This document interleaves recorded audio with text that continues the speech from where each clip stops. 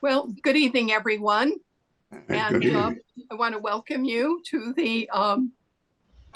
um, I'm Bette McCarthy, and I want to welcome you to the meeting for the Barnstable Historic District Old Kings Highway Committee.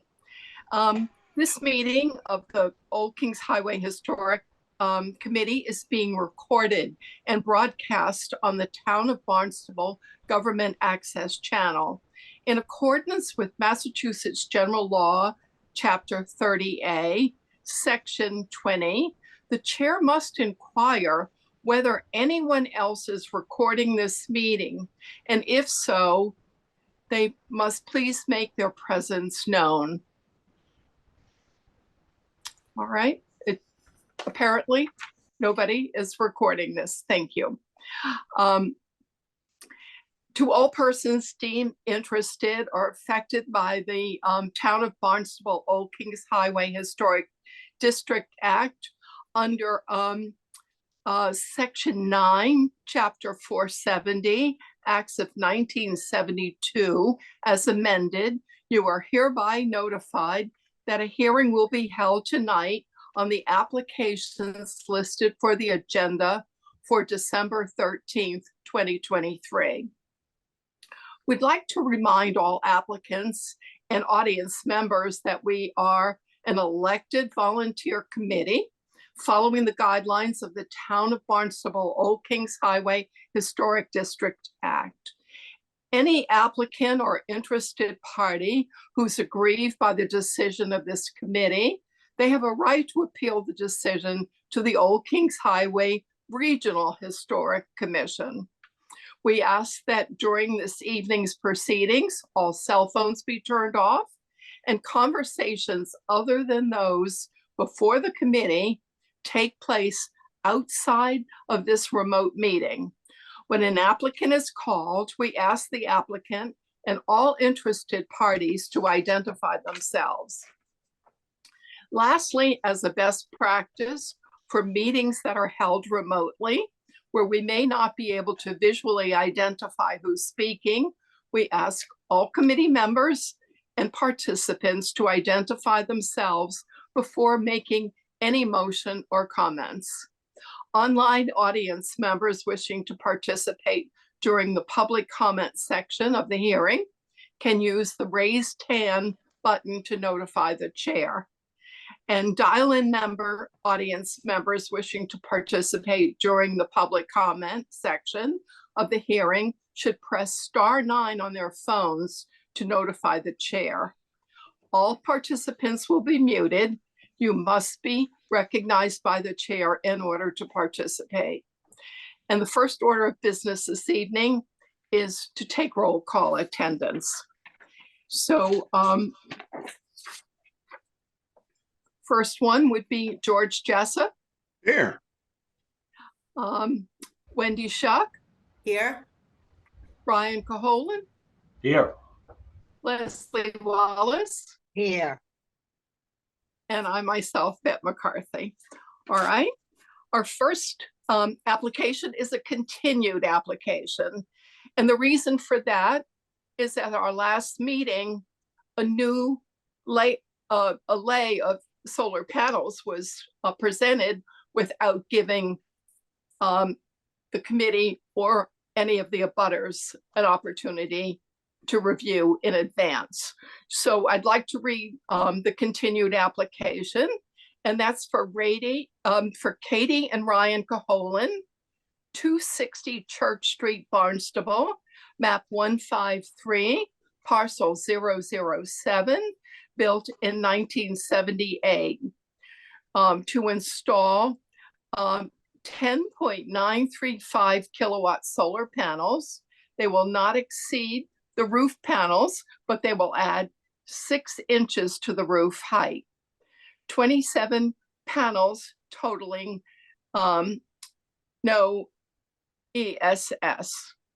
So we do not have to open a public hearing for this application because we had one in the prior meeting.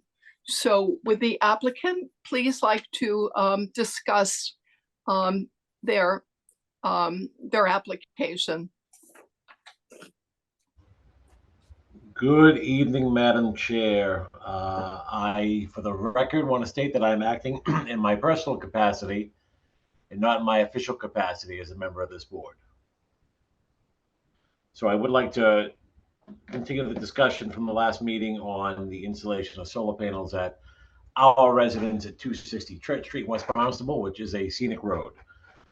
Since the last time we met, we've done some additional research, and we have found evidence, and I submitted a letter as part of the meeting materials here that calls out the elements of the solar exemption for single-family homes as far as Old Kings Highway, and there are 4 elements. Number 1, must be affixed to a dark shingled roof of less than 75 years of age. Confirmed, right? We got that part figured out. The dwelling is not part of a listed contributing property on the Massachusetts or National Register of Historic Places. Confirmed. Third item, the panels will not be visible from Route 6A or any other road designated under MGL Chapter 40, Section 15C, or other authority as a scenic road. Church Street is a scenic road. However, there are scenic roads within the proper of the jurisdiction of this board that there is a precedent of solar panels being installed that are plainly visible from the scenic road. The 4th element, the dwelling's roof shingles are in a dark color that will blend with the solar panel array. There is a residence, at least one in this jurisdiction, where there are dark solar panels on a brown roof, complete contrast with each other. And those precedents were set by this board. So now I'm back in the predicament where this past precedent on a scenic road in Barnstable. I've researched the meeting minutes. I was not in attendance at those meeting minutes in any capacity, or at those meetings in any capacity. So now I'm kind of faced with the struggle of, do I put the original design back on the table, right? Because if this committee decides not to pass, I do have the option to appeal, and I have an awful lot of precedent that would support my position. Or do I pursue the second option that was presented at the last meeting, which included the installation of panels on the side of my house? I think either way, we've heard a lot of commentary from a lot of folks. Either way, it seems to be a topic of significant interest. So I will pause there. I know that the committee wanted the opportunity to drive by the property to see what they thought would be most appropriate. So I think with that, I'll pause there.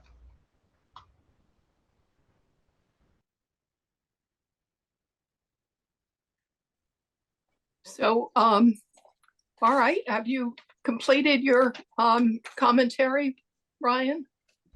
I think for the moment, I'd like to know if the committee did have the opportunity to drive by the property. Yes. Now, all right, are the committee, this is Bette McCarthy. We will have committee comments. Wendy Schuck, would you like to discuss?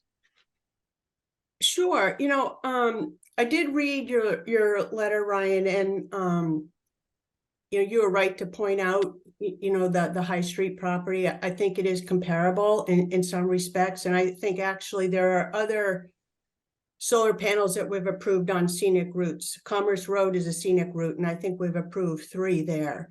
But there are differences too, right? Like if going back to High Street, I think one of the big differences there is that house does not have a roof line or a roof surface that's hidden from the road.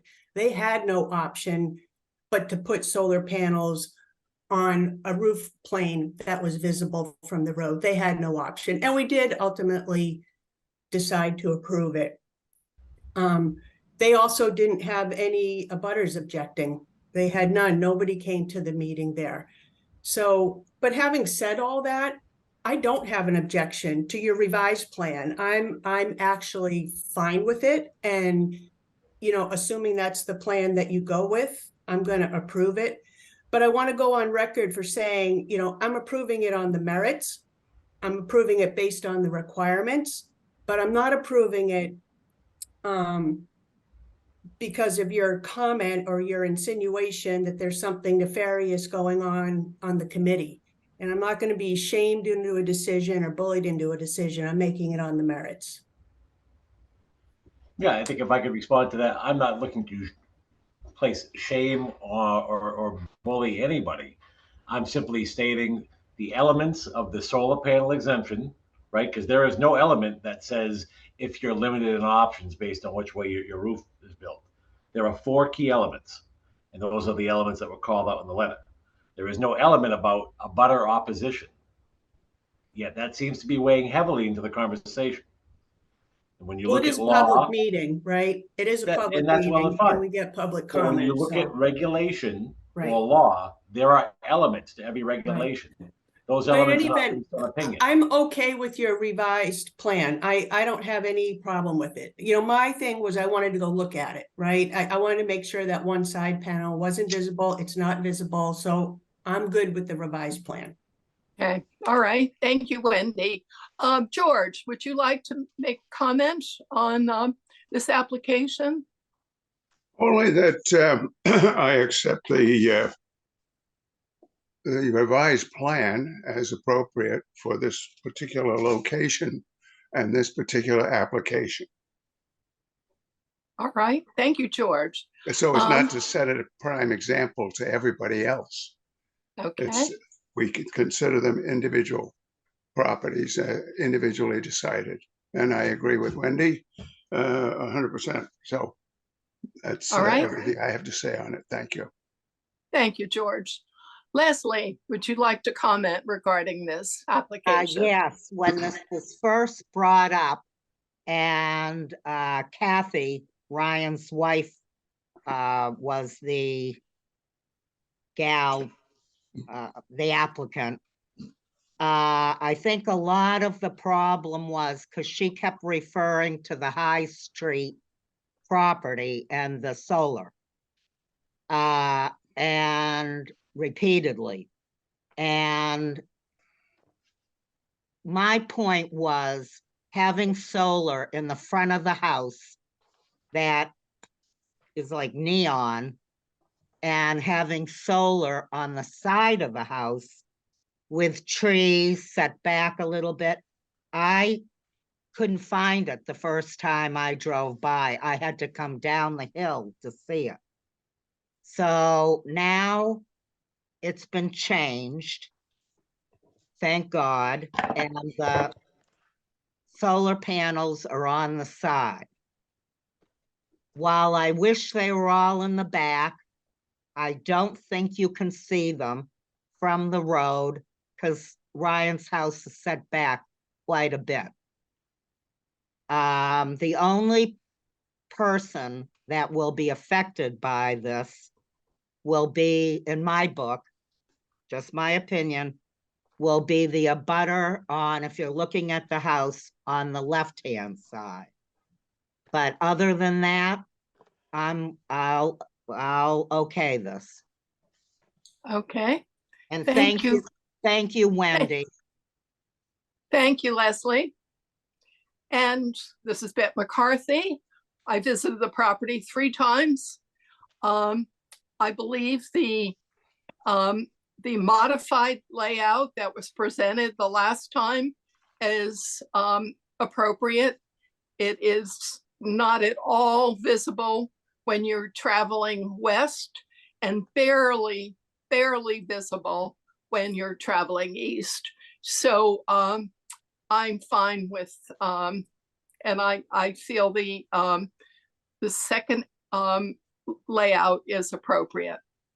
So with that in mind, I'd like to know if there are any members of the public that are wishing to speak.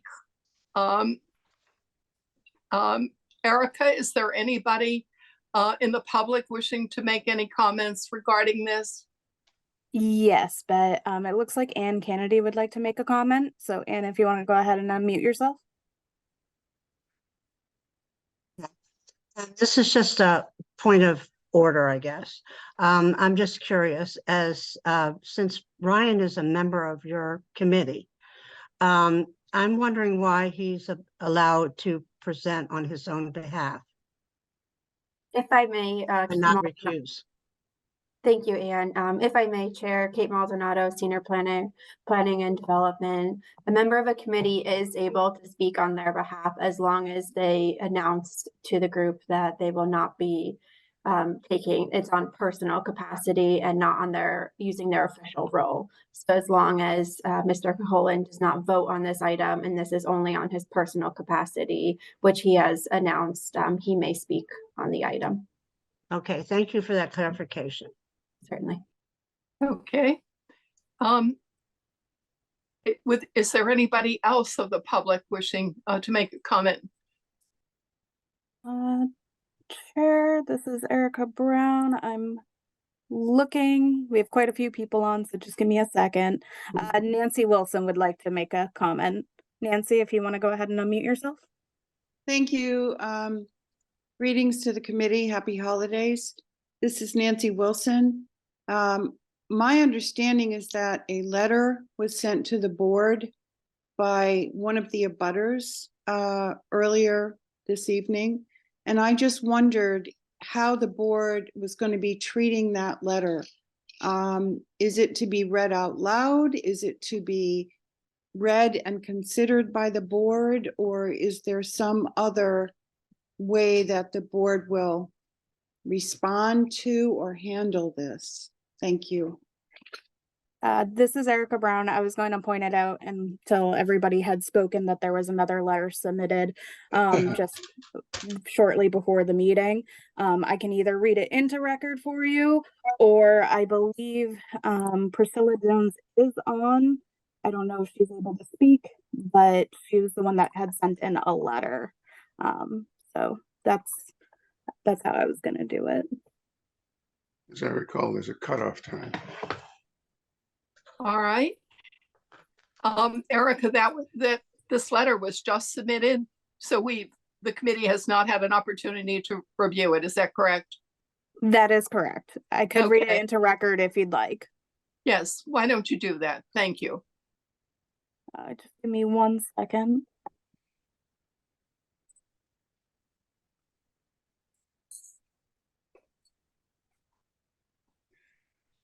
We have Madam Chairman, do we not have a cutoff time before the meeting for submission of materials for the upcoming meeting? I believe there is a minimum time before the Kate? meeting. If I may, thank you, Chair. We prefer the materials are submitted a week in advance for the committee to review, but that certainly does not include letters. That I think the committee is proceeding appropriately by either reading in the letter. Generally, it's preferred for letters to be submitted earlier so the committee has time to review it. But in this case, certainly welcome a member that has submitted the letter to speak on behalf of it. But I also believe that the committee is acting accordingly by reading in a letter for the record. All right. Thank you, Kate. Erica? Yep. This letter was sent in from Priscilla Jones. She stated, "My name is Priscilla Jones and I live next door to this address at 240 Church. I am hoping with some conditions to be able to support Ryan Caholen's new plan to forego putting solar panels on his front south-facing roof and to put panels on back roofs and on a long side roof facing west, which is about 15 to 20 feet from my property line. This roof runs about 20 to 30 feet from a peak in the front all the way to the rear of the house and is close to a long line of 10 Hetz juniper trees that I planted about 20 years ago and 3 large arbor vitae evergreens planted by Mr. Caholen 5 years ago. However, I would like some key questions to be answered before the Old Kings Highway Committee votes on the new plan. I have learned from online research and conversations with solar company staff that when an inverter box that converts DC to AC electricity, don't know proper technical terms, is used, it is often placed on the side of the house and can make constant buzzing or hissing noises, which I know I could not tolerate. But I was also told that this kind of annoying buzzing can be avoided if the solar panels installed use new technology, micro connectors under each panel, instead of opting for an inverter box. One of my conditions for supporting Mr. Caholen's new plan would be that his installers use the new technology. I have also learned from the solar installation companies that when panels are to be installed on a west-facing roof near trees, that the company usually recommends tree removal or pruning. But I am assuming that Mr. Caholen will not be planting more trees cutting on that border. Unfortunately, his landscaping plan for the front yard and a curb cut to the street for a new driveway was approved at a private meeting with an administrator of planning board to which none of the butters were invited. It was later noticed by that this plan portrayed all 10 of my trees as located on Mr. Caholen's property, and I would like the planning board staff to locate the plan and correct the major error for the record. No, thanks to my heavily tread front yard, this roof is not clearly seen from the street, but the regulations for using alternative energy resources call for minimal visual impact on the surrounding neighborhood, a point to be remembered if others propose solar panels on Church Street. The regulations also call for the applicant to use ground level solar panel mountings where possible, so that would be another good alternative for Mr. Caholen and other residents. Thank you for listening again to my concern. All right. Thank you, Erica. Is there anybody else wishing to make a comment in the public?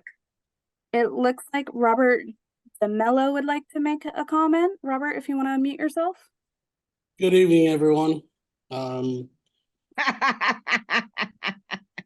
Yeah, What I don't understand is, isn't the most efficient way to get power from solar panels to run it east to west?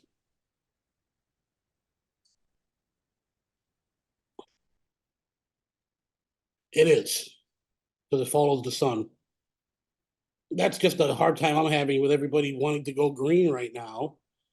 Why you're giving them such a hard time on this. East to west is the ideal way to get the most efficient energy out of solar panels. And I completely understand what everybody's talking about, but to me, I don't agree with putting it on the west side of the house. You're only going to get mainly afternoon sun. That'll be peak efficiency, somewhat. And the trees that the neighbor planted are going to grow tall, so there's going to have to be trimming if they come on his property. So I'm just looking out for everybody on this one. But that's all I have to say. All right. Thank you very much. Erica, may I inquire if there's anybody else of the public wishing to make a comment? Chair, this is Erica Brown. Please correct me if I'm wrong, anyone, but I do not see anyone raising their hand at this time. All right. In that case, I'd like to get a motion to close the public hearing portion for this application. It looks like I do have other hands raised. My apologies. All right. David Santos?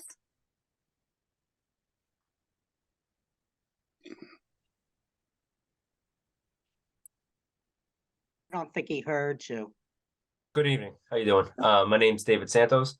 I have now had solar at my house for 3+ years. I'm not sure what buzzing sound Miss Jones is speaking of.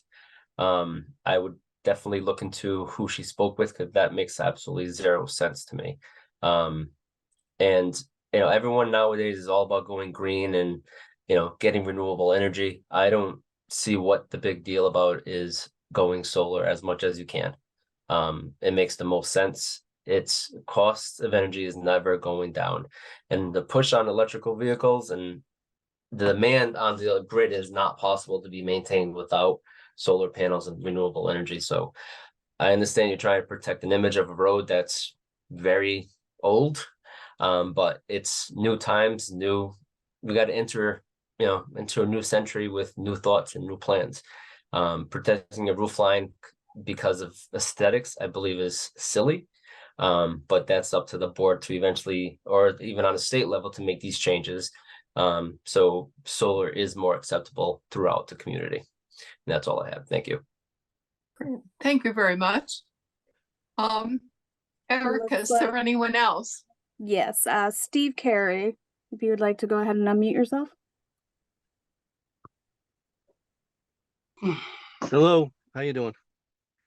I'm just want to support Ryan on his application and going forward, going green. I think a lot more people should be going green just to help out with the environment and everything else. That's my comment.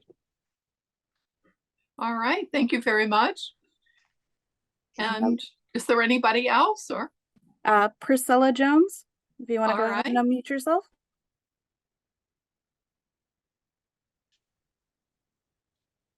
Priscilla? Mute. Oh, there we go. Okay. I'm concerned mainly because that roof is so close to my property, and I love my hedge junipers, 10 of them, and I don't want them cut back. I really don't, and so I'm concerned about that. And as I've said in the letter, if it weren't for my forest, that roof would be very visible from the street. So you have to realize, as Mr. Jessup said, I believe, it should be each time this comes up, you need to look at the surroundings. And if it weren't for my woods, you would see that tree, that roof very plainly. And the business about the buzzing, yes, I would like to know if Ryan is going to use this micro technology that would prevent the buzzing, because people have said it can be very disturbing, and I don't need any more sounds coming into my neighborhood. His generator is right on my border. I put up with it once a week when it goes on for 20 minutes, but it could go elsewhere. So I'm saying he needs to think about that sound factor. And I, of course, love Church Street. Been coming here since I was 6 years old. And yes, I think it's being a scenic road is tremendously important. And we need to, I'm all for solar panels, but you have to think about the road, the history, and a lot of other things. Thank you. All right, thank you. Erica, is there anyone else? Yes, John Tansey, if you want to go ahead and unmute yourself. Thank you. My only concern is that if it's approved on the side and in the back, that is exactly what is followed, not some newbie that may go, no, they need to be installed on the front. We need to follow the plan. That needs to be confirmed that is what is going to happen. Okay. All right. And now, Erica, is there anybody else, or have we heard all of the members of the public that wish to comment? There, this is Erica Brown once again. If there is anyone wishing to speak, please correct me, but I do not see anyone at this. Oh, Katie Caholen would like to speak. Okay. Like Katie? Hi, All it's right. Katie. I just wanted to comment on the noise of the generator and whatever these things come with the solar panels. I don't know how loud they are. I imagine if they're loud, and no matter what decibel they would be, nobody is going to be happy with them to begin with. So it is what it is. Whatever comes with this panel is what comes with the panel. Okay. All right. I might also add too that if you're denying the front panels on the front, then we may start with just the side and come back, and if you guys have denied that, we'll probably appeal it based on the precedent, and then add them at a future date. Oh, all right. All right, Erica, it seems like now perhaps we have completed the public comments. So may we Sorry. Sorry, it looks like Ryan would like to make a comment. About I these. do, I do, and I think that we've heard an awful lot of passion tonight from a lot of people.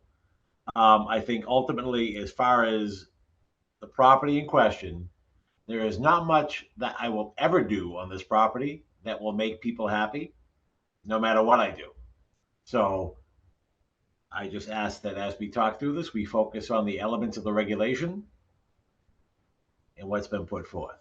I get it. There's passion, there's interest. Laws are laws, rules are rules. Thank you. All right.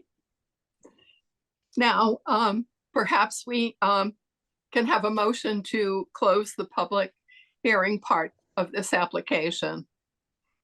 Sure, this is Wendy Shuck, and I move to close the public hearing. And George may we Jessup, I'll have second. second, thank you, and a roll call vote. George Jessup, Aye. Wendy Shuck, Aye. Leslie Wallace, Aye. and Beth McCarthy, aye. So now we need a motion to approve the application set forth for this evening. I'd like to comment further, if I may, but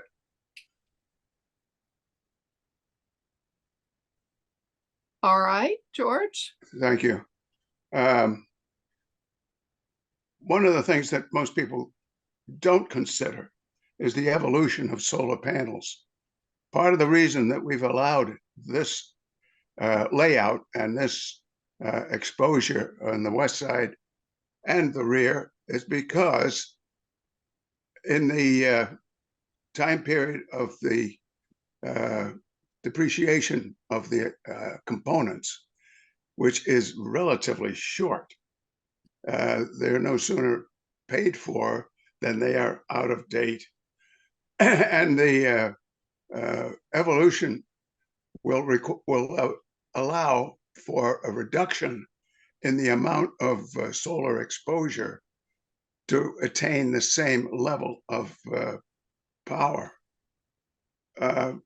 Also, in this particular instance, the placement of the transformer to convert from direct current to alternating current might be considered in exposure to the abutting neighbor, so that it can be placed because it's strictly a transformer and doesn't make an excessive amount of noise for the neighbor. Those are the two things that I wanted to explain. Further, that we are a board formed to protect the existing historic, not to make modern technology part of the design. We're here to protect what we have. It's a tourist industry. People have to understand that this is what brings people to the Cape. If they wanted to see solar panels, they can drive around their own neighborhood in Oshkosh, Wisconsin. They don't have to come all the way to Cape Cod to see 1850s houses and settings. So I've had that say, and I thank you for the time. Very good, George, and we appreciate your comments and thank you so much. All right, I believe I actually have lost track of where we are. We're ready for a vote. I think we need to, I think we've you were closed closing the the public comment. hearing. And now we're ready to make a motion to approve this application. Right. So just one question. So what are we approving, Ryan? Is it the original or is it the modified plan? What's your request? So I think I heard through committee discussion that the original plan with the panels mounted on the front of the house would not be approved. I think I've heard that through committee discussion that the plan that shows the panels on the side of the house, in the rear of the house, would be approved. So I think in essence of the comments received from this committee, I would like to move forward with the second design which is the one with the panels on the side and the rear. Okay. Okay. Well, thank you for Thanks. clarifying that, Brian. Yeah. Okay, so Wendy, may we have a motion for the application for design 2? Yes. So this is Wendy Shuck, and I move to approve the certificate of appropriateness application for Ryan and Katie Caholen, 260 Church Street, Barnstable, map 153, parcel 007, built 1978, as submitted with plan number 2, modified plan number 2. Otherwise as Thank you. submitted. And may we have a second? George Leslie. Jessup, I'll second. Thank you, George. And a roll call vote. George Jessup, Aye. Wendy Shuck, Aye. Leslie Wallace, Aye. and Bette McCarthy, aye. So the second display is approved. All right. Thank you very much. Yep. Thank All right. you. You're very welcome. All right. To proceed further for the next application is for Peter DeShaney, 49 Sunderland Way, West Barnstable, map 216, parcel 002/002, built in 1962. An addition and a renovation to add a second floor, 2 bedrooms, and 1 bathroom.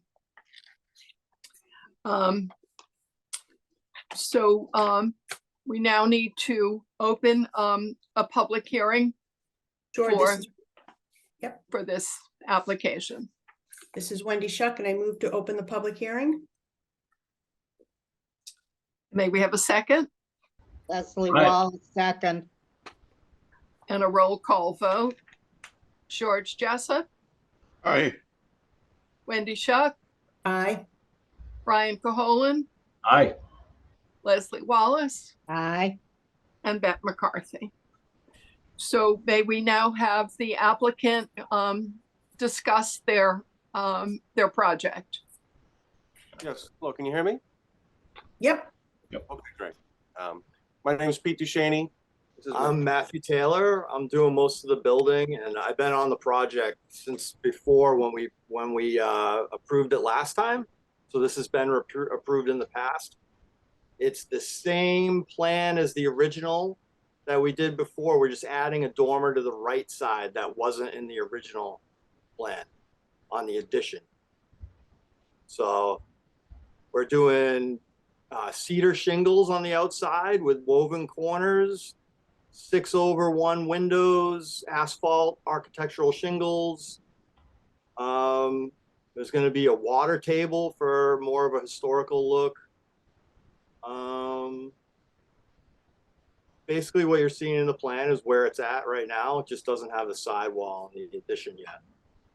And it's been taking so long that we're reapplying for the permit and getting it going again. We have it ready to go. We have shingles outside, like ready to go. And we're just hoping to push this through as soon as possible so we can finish up the project. Okay. All right, thank you.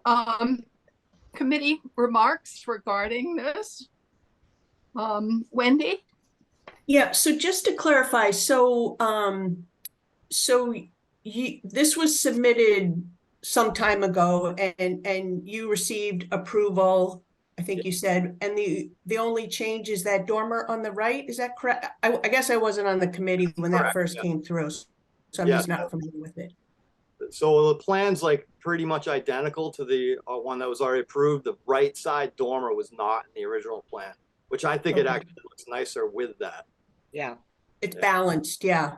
Much more balanced now. Yeah. You know, if you've seen the pictures, it's pretty nice. It came out pretty sweet. So It looks, I don't know what it looked like before, but it looks nice here, so. it didn't have any gable on the front. It kind of looked like the back of the house was the front of the house. So we kind Gotcha. of made it look like a entryway, so it's Yeah. more inviting. looks more like a house now. It look more like a cottage, sort of. Yeah. Yeah. Okay. And so you're shingling, is that correct? That's The right. outside? Okay. Woven corners on the dormer as well. There's a bump out above those windows on both sides on the gable. Okay. More depth, and we got the flying rakes, 12-inch flying rakes with like a 2-foot asphalt overhang to where the dormer begins. So it's got some depth to it, you know. Yeah. Are you putting a chimney in? The chimney's already extended up. Oh, it is. Okay. Yeah, you can't see it in that picture, but it's there. Okay. You must have the angle a little, they're a little low there, so you can't really see it. Okay. Yeah. Okay. You know, and it's 10 feet above, it's what is it? 2 feet above the peak of the house. So it's like 2 feet above a point, 10 feet from the nearest what we roof. have, yes. Yes. Yeah. Yeah. And you said brick chimney? Yep, it's all brick. It's actually the same style brick that was there already on the original Okay. chimney. So we kind of matched it. Okay. Okay. I think. All right. Thank you, Wendy. Yep. I'm good. Thank now, you. George, would you like to comment? And this is Beth McCarthy. When each person is asked, I'd like you to make your comments and not interrupt anybody else. Thank you very much. George. Yes, thank you. But I like the way the design has been carried out so far.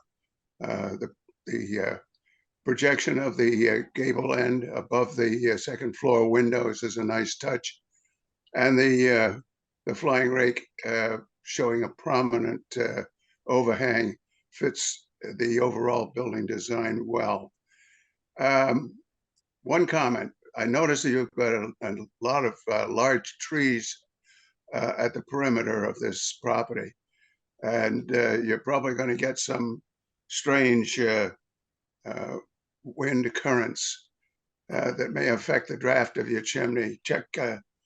Look into a draft accelerator for a wood burning stove or a fireplace, so that you can get a decent draft. But other than that, I think everything looks good. I like the way everything is balanced, and I approve the design. Thank you. Nice. Thank you, George. Ryan, would you like to discuss this project?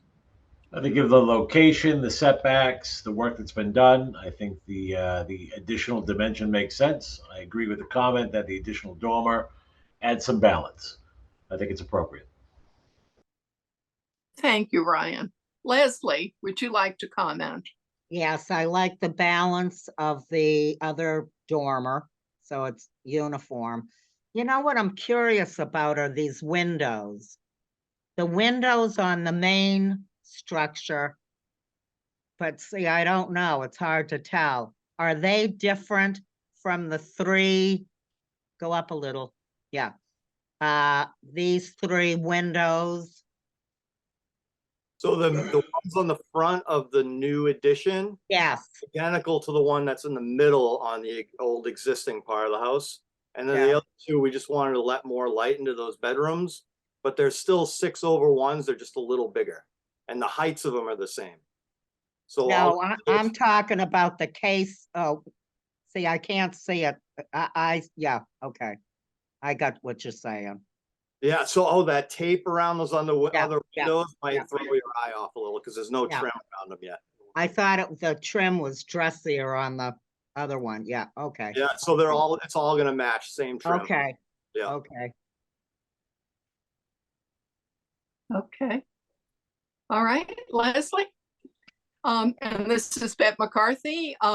Yes, I think the second dormer balances the home out much better. And this home is below the road. It's on a very quiet street, but I think the design is appropriate.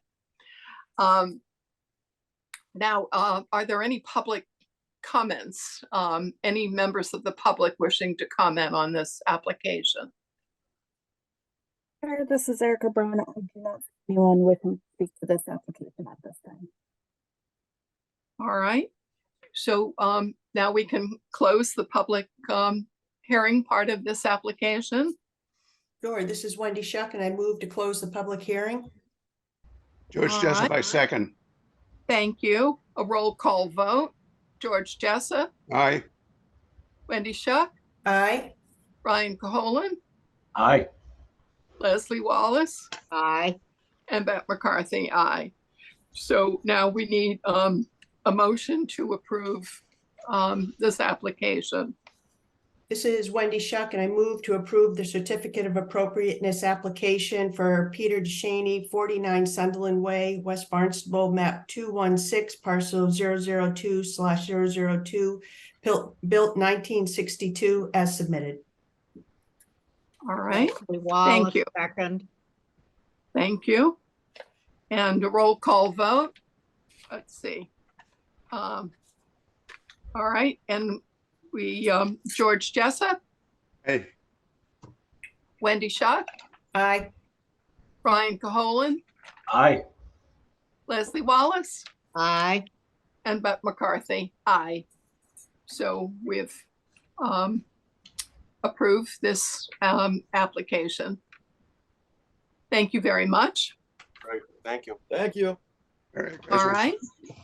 Our next application is for Donna and Michael Ostrowski, 71 Lothrop Lane, West Barnstable, map 109, parcel 005/004, built in 1994 to construct a new front porch and dormers. Is the we need to open a public hearing for this application. Sure, this is Wendy Shuck, and I move to open the public hearing. Ryan Caholen, I'll second. Thank you, Ryan. Roll call vote. George Jessup, aye. Wendy, Aye. Ryan, Aye. Leslie, Aye. and Beth.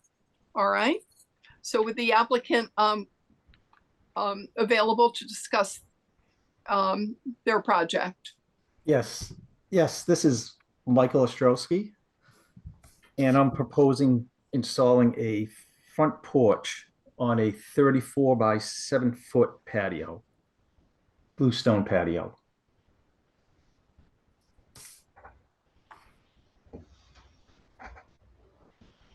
Can you hear me? Yep. Yeah. Oh, okay. We're looking. Can you do the existing?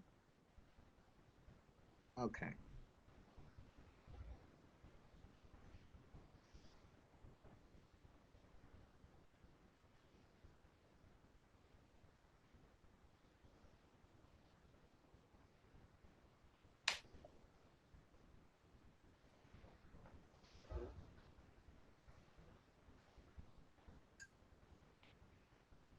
Erica, can you zoom in just a little bit on the pitch on the addition there?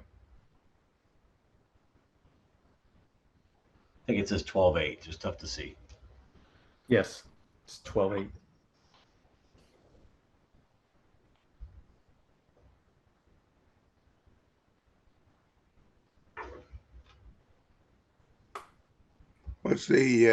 What's the pitch of the original roof?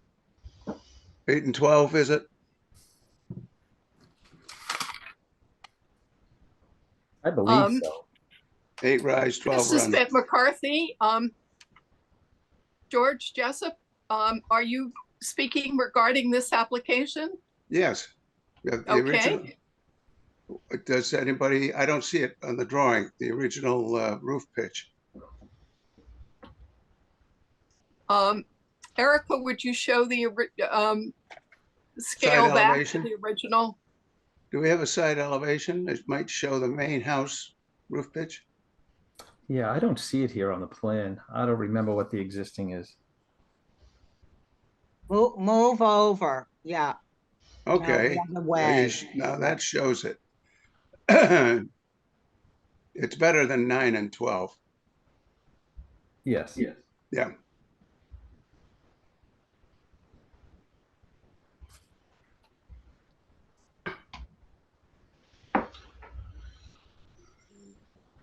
I see 4 and 12. Is that the pitch of the projected porch? Correct. Okay.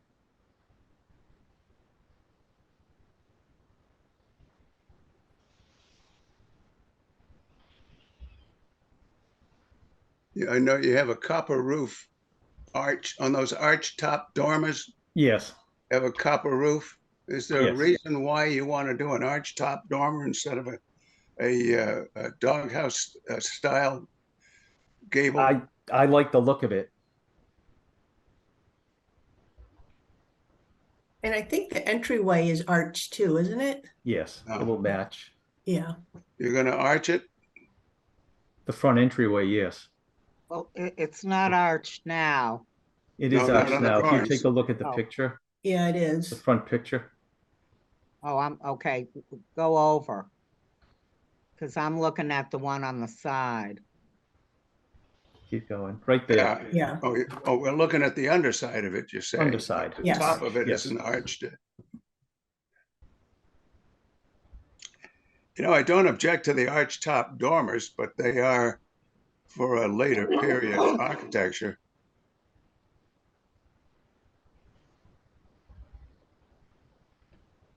All right. Ryan, do you have comments regarding this? The roof extension there, the porch, are we fixed on the looks like a metal roof? I think I read the Yes. materials, it was gonna be a steel roof. Is It's that, a metal roof. is that the only option? That is the only option. Okay. Are there any other steel roofs in the neighborhood? Maple Street, right by the railroad tracks. A porch very similar to this, with a black metal roof. Black metal? Yes. Why black? That's the color I chose, black. It's rather extreme. It matches the roof, doesn't it? It's Well, going to be a black roof. Nothing but black, all black? All black.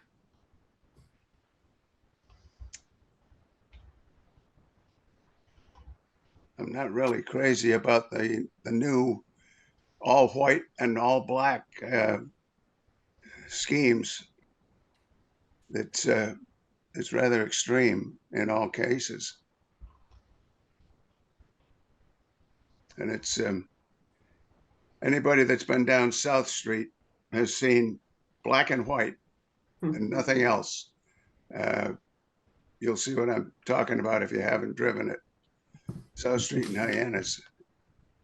It's usually a default color. All right. It's also very Hollywood right now. Thank you, George. This is Bette McCarthy.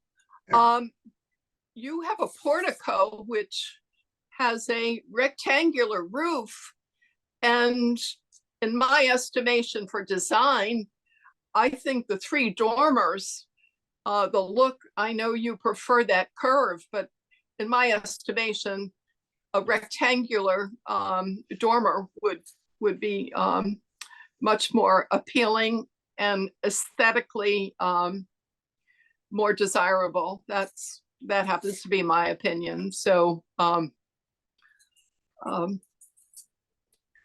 anyhow. Yeah, the reason I went with the arches was to Speaking match. from an artistic and a design, having an artistic and a design background, that would be my opinion on this. So are there any other the arch comments top by- is, Bette, you're right. The arch top is a later Victorian design. It's for a particular style of house.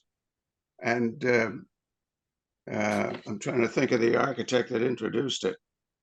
But it should be carried throughout the design of the house if an arch top is used.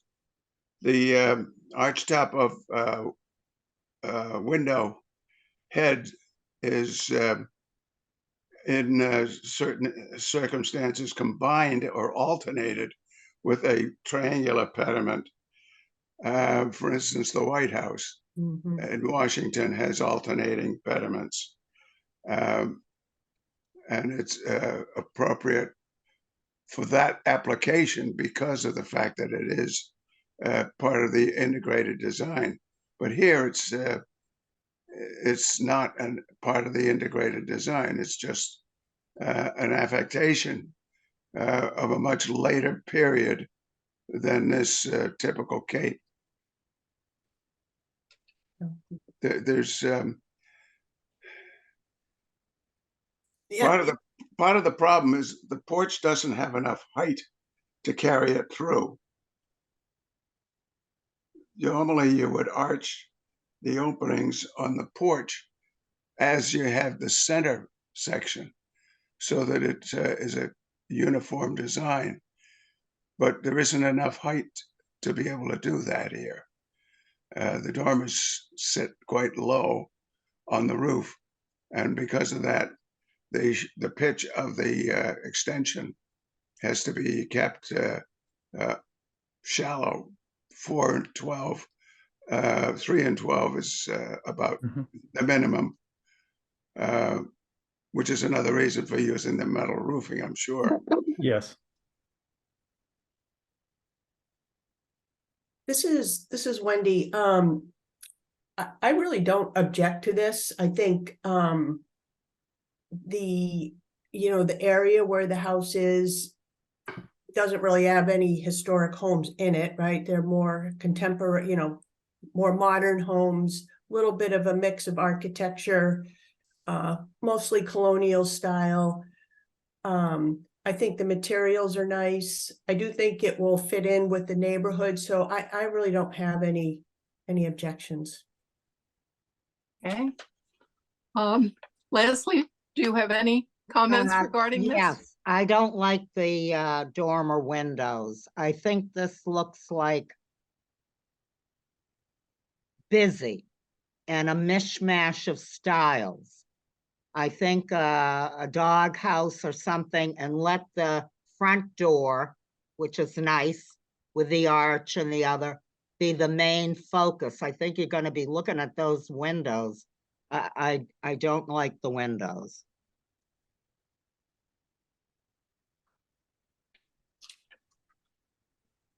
I just think they don't go with the other part of the house. But I know where it's located, and there is an eclectic housing in there. So, I mean, I understand Wendy's point of view.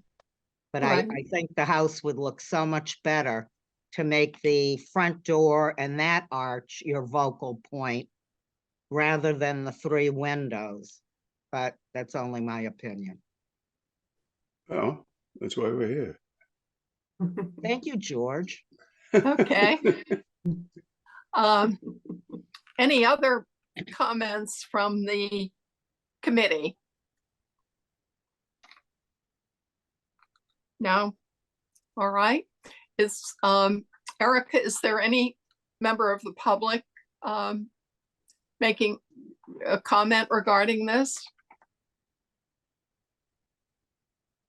Erica Brown, I do not see anyone wishing to speak to this application at this time. All right. So then we need to close the public hearing portion of this application. Yep, this is Wendy Shuck, and I move to close the public hearing. Ryan Cahola, I'll second.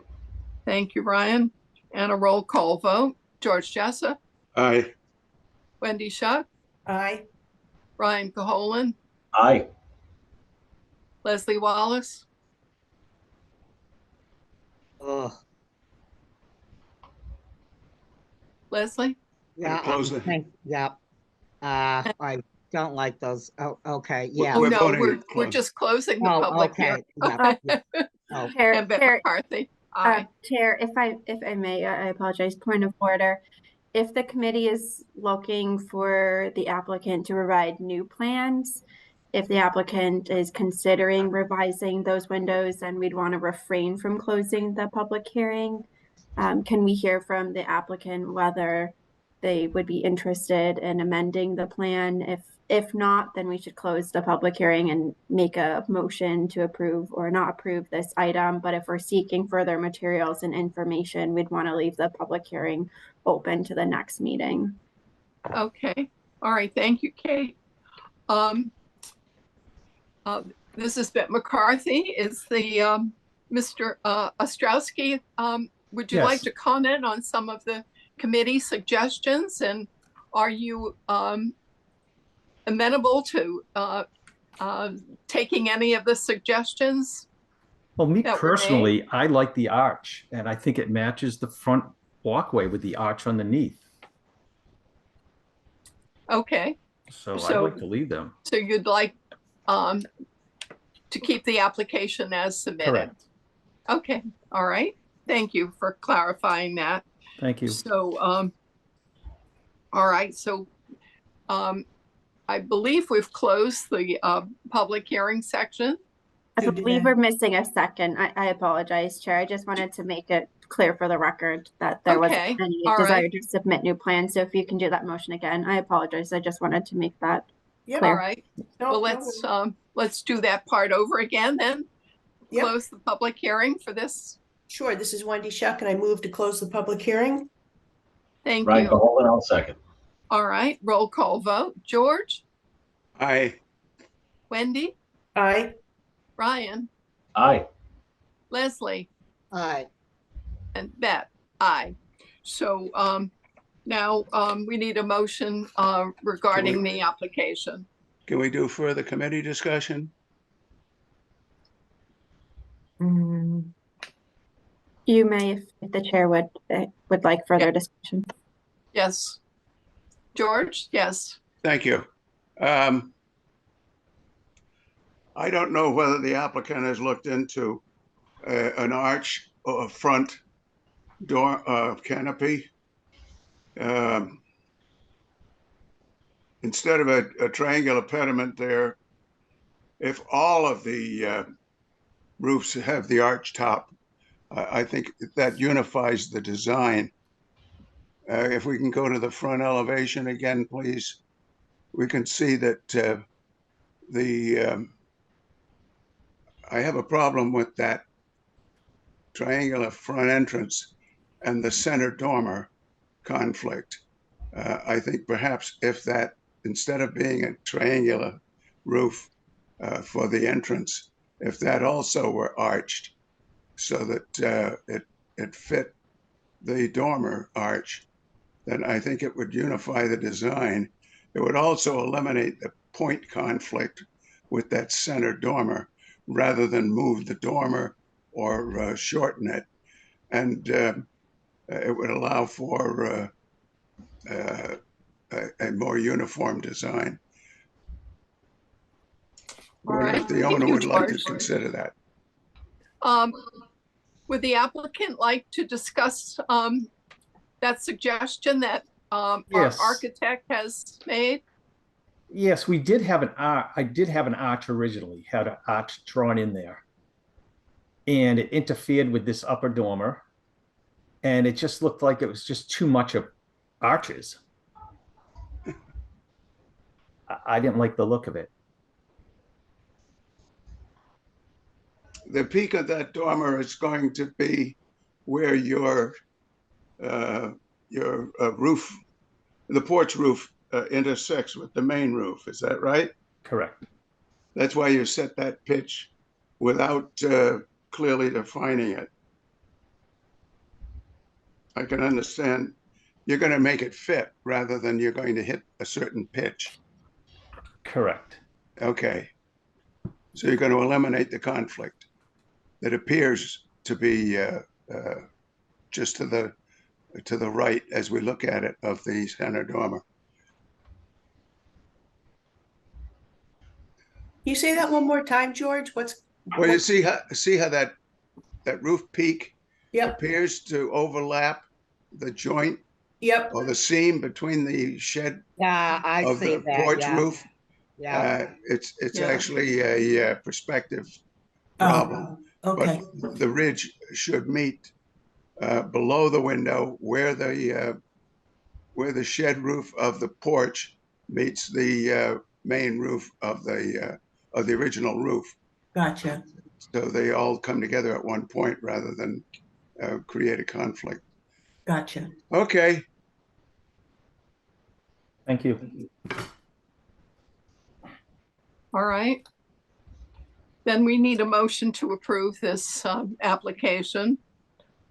Okay, this is Wendy Shuck, and I move to approve the certificate of appropriateness application for Michael and Donna Ostrowski, 71 Lothrop's Lane, West Barnstable, map 109, parcel 005/004, built 1994 as submitted.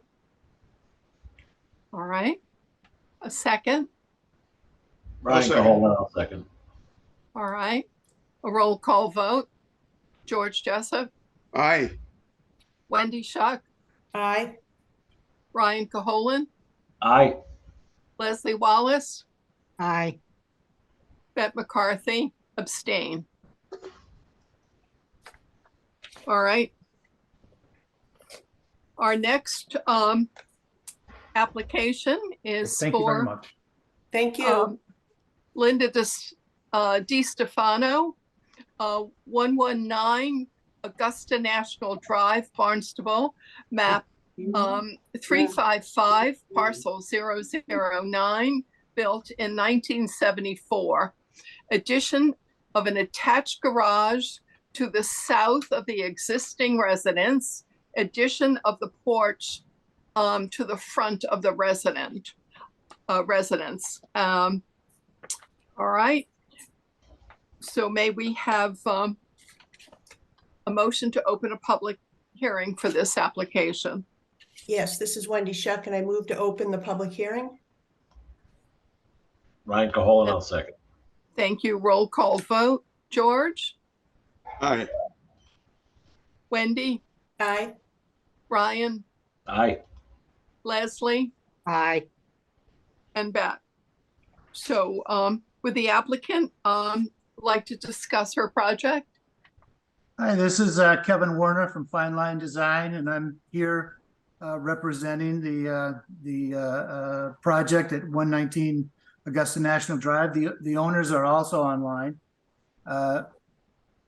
The project is an extension of an existing ranch style home where they will be taking the garage and turning that into a family room, and where the garage doors are now, making a covered porch, simple shed roof covered porch, and extending the garage 24 by 28 to the left side of that, and side loading the garage doors. All of the materials will match asphalt, the existing asphalt roof, the existing white cedar shingle sidewall, and new windows, also matching some of the existing windows. I think that's an overview. Yeah. Okay. Ryan, would you like to discuss this application? Yeah, I think the front elevation, at least the drawing, probably doesn't do it justice. It just looks very long.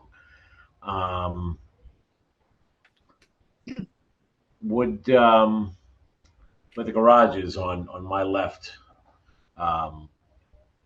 any thought about installing a taller window, consistent with the rest of the house, like a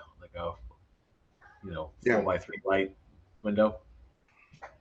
Yeah, those windows are transom style windows. They have if you could scroll down one more to the, kind of now off to, Yeah, there's an addition off the back that has those exact windows, 5 of those exact transom style windows. And then the garage doors, the carriage style doors also have that same style. So it just kind of wraps around the house. And I think, yeah, you're going to see it does step down at that point. And I imagine, you know, it's an architectural drawing without plantings, but I imagine that's going to be heavily planted, and that's going to minimize, you know, what you're seeing as a height differential. Yeah, I mean, just to me, it looks like prison windows. They're all mounted high, you know, transom style. Not that I've spent a lot of time in prison.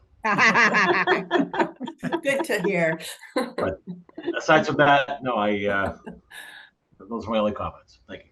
This is Linda, the property owner. The reason why, at least the transom windows that we are putting where the farmer's porch is going to be installed is more for security purposes, because if we put the double hungs there to match the existing right side of the home, we just feel that they'll be so low down the wall that, you know, anybody could just walk up and break right into the window, where all of the other windows, somebody would need a ladder to get in. Yeah. So the only reason why we wanted the transom windows where the farmer's porch is really for security purposes. And then, of course, originally we were looking at double hung windows on the garage, but then we thought, you know, from an architectural standpoint, would it make sense to just carry the transom windows over to the garage? We'd be open to either one, but we would prefer to not have double hung windows on where the farmer's porch is, only for security purposes. Thank you for that response. I appreciate that. Okay. George, thank you, Yeah, Ryan. thank you. George? Yes, What do you? I agree with Ryan. The windows on the front of the house to the right of the entrance, the existing windows, are and the bay window to the right of that set the tone for the front elevation of the house. I understand why people want to put windows to the point where you can't climb in or out, but that also eliminates them as a point of egress. A double hung window is in itself a security window because the sash is limited in size. The windows that are shown are more appropriate for a horse stall because the horse can see out, but nobody really cares about anybody else being able to. And it allows for ventilation at the high point of the ceiling rather than for the whole window. A double hung window is designed to be elevated from the bottom for incoming air and drawn down at the top for exhausting air.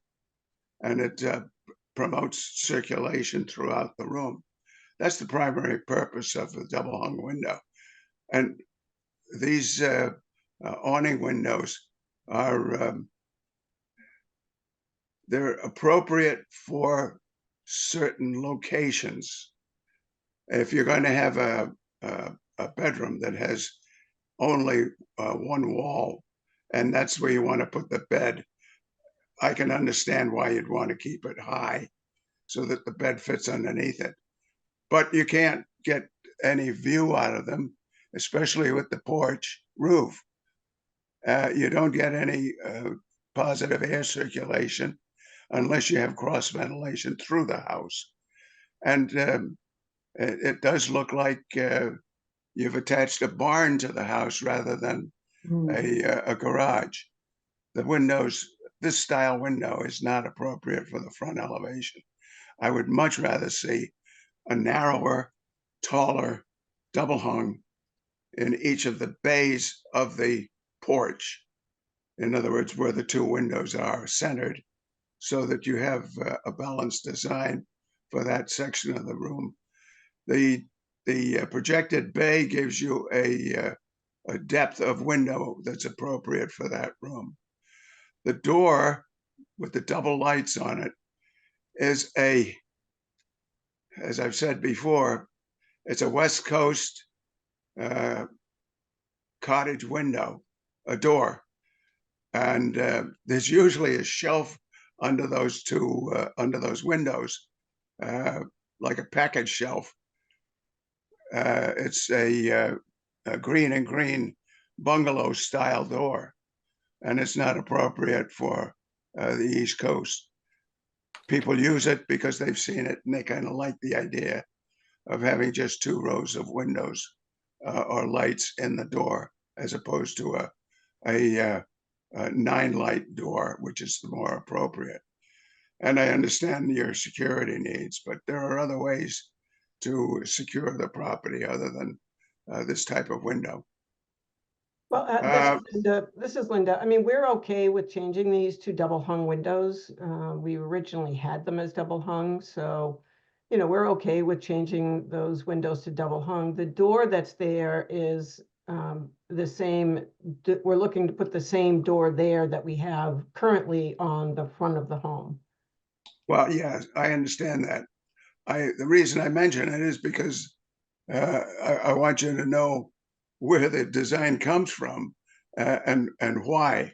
It's in the Brosco catalog because it's the catalog is published throughout the country, but there are certain doors that are appropriate for certain styles of architecture, and that's why I mentioned where the source is.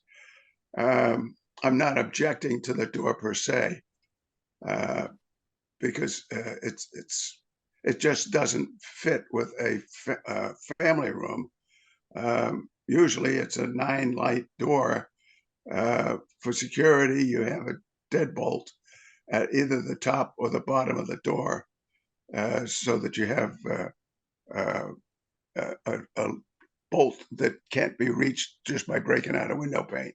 Okay. But for the most part, the 9-light door is the appropriate one. It gives you more light, and because of the roof overhang, I think you're going to be looking for more light to match your double hung windows in the center of each of those.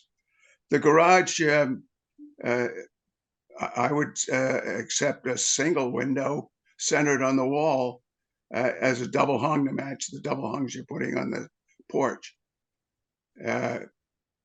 Just a single window, because you want some ventilation in the garage with the doors closed, but you don't need it to look like a horse barn. That's all I have for this elevation. I like the projected bay. I think it's a nice feature, and if it's properly done and built, it lasts a long time. Okay. So Chairman Okay, McCarthy. thank you, George. Chairman McCarthy, I have a question then. If we are agreeable to put double hung windows there, can we vote with a caveat that there will be double hung windows in those locations, or Yeah. should we continue it and redraw it? No, we can approve it with modification when it's read into the record. Okay. And it's All for the right. building department official that's going to oversee the construction, so that he knows what we've decided on. So it'll be Right. written into the description of the approval. At Okay, some point, thank we'd you. like to have the drawings revised, but it's not necessary for the vote. Thank you, Bet. All right, thank you, George. Leslie. I like George's idea, and I think it'll break up that long look. Kind of make it a bit interesting. So, thanks, George. You're welcome. Yes. Okay. Joyce? Thank you, Leslie. I also happen to agree with George's suggestion for 2 double hung windows on the family room porch area. And the windows on the garage, whether it's one or two, that doesn't particularly faze me one or the other. And my only thing about the door is, do you want to mimic the existing door in the front? Is that going to be new, or are there going to be two new doors? I think they'd rather mimic the existing front door, Okay. even though George's point is that it's a craftsman style door, but that's what was put on in 1974. And so the other door on the porch, I'd rather it match. Uh-huh. Well, I think that matching it would be desirable to have it that way. So and again, this area is very remote on on Augusta National. It's a lot of trees, a lot of shrubbery up there, and I think if the owner is willing to put the two double hung windows there, I'm all in favor of that. That's okay. This is Linda. The homeowners are okay with that. They're okay with that. Okay. Yeah. Yeah. And Augusta National is the main drag in Comaquid Heights. Right. It is, but it's way down there. Beck, can I make a couple comments? So I agree with what everybody has said. When I looked at it, I just thought everything was so horizontal that it needed like a vertical element. And I think, and I'll trust George as the architect, that those windows will probably do that, instead of having the long skinny horizontal windows, the vertical, I think will be a great improvement. I think it's a good idea. Yeah. And you can always use window treatments to provide security from people looking in. So shutters or whatever. So that can be handled. Has everyone had an opportunity on the committee to discuss this? I think so. All right. Is there any member of the public in the background? Erica? This is Erica Brown. I do not see anyone wishing to speak to this application at this time. Okay, so then we can close the public hearing section. Sure. This is Wendy Shuck, and I move to close the public hearing. George Jessup, I second. Thank you. Roll call vote. George? Aye. Wendy? Aye. Ryan? Aye. Leslie? Aye. And Beth McCarthy, aye. So then we need a motion to approve approve this application as with the suggestions. Sure. This is Wendy Shuck, and I move to approve the certificate of appropriateness application for Lindo DiStefano, 119 Augusta National Drive, Barnstable, map 355, parcel 009, built 1974, with modifications to add 2 double hung windows on the porch and at least 1 window on the garage, otherwise as submitted. Make that one on the garage a double hung. Double hung. Thank you, George. With 1 double hung on the garage.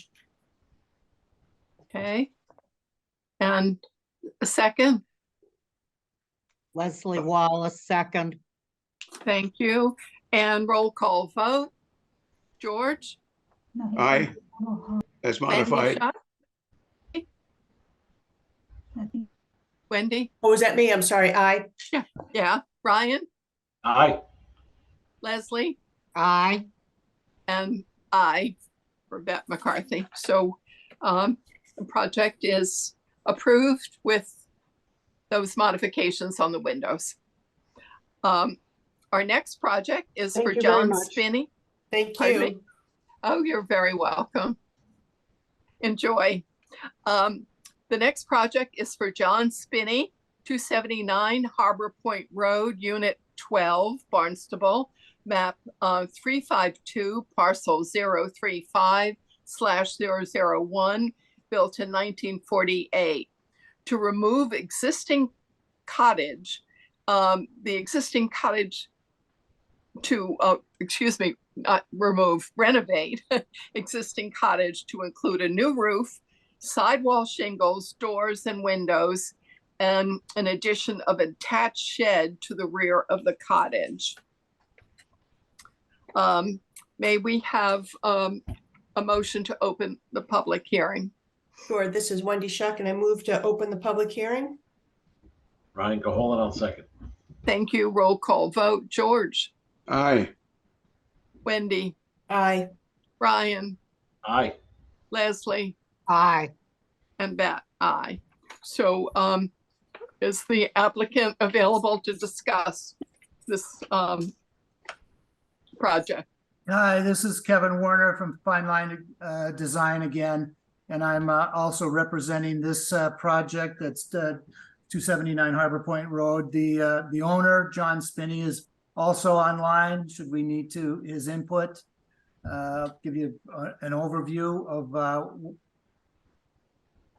I think, Erica, yeah, that page right there would be good. Everything above is existing, everything below is what's proposed.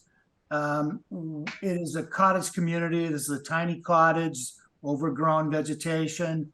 We're going to just do a renovation of it, and which is going to include taking the asphalt roof and making a cedar roof, new bleaching oil shingle sidewalls.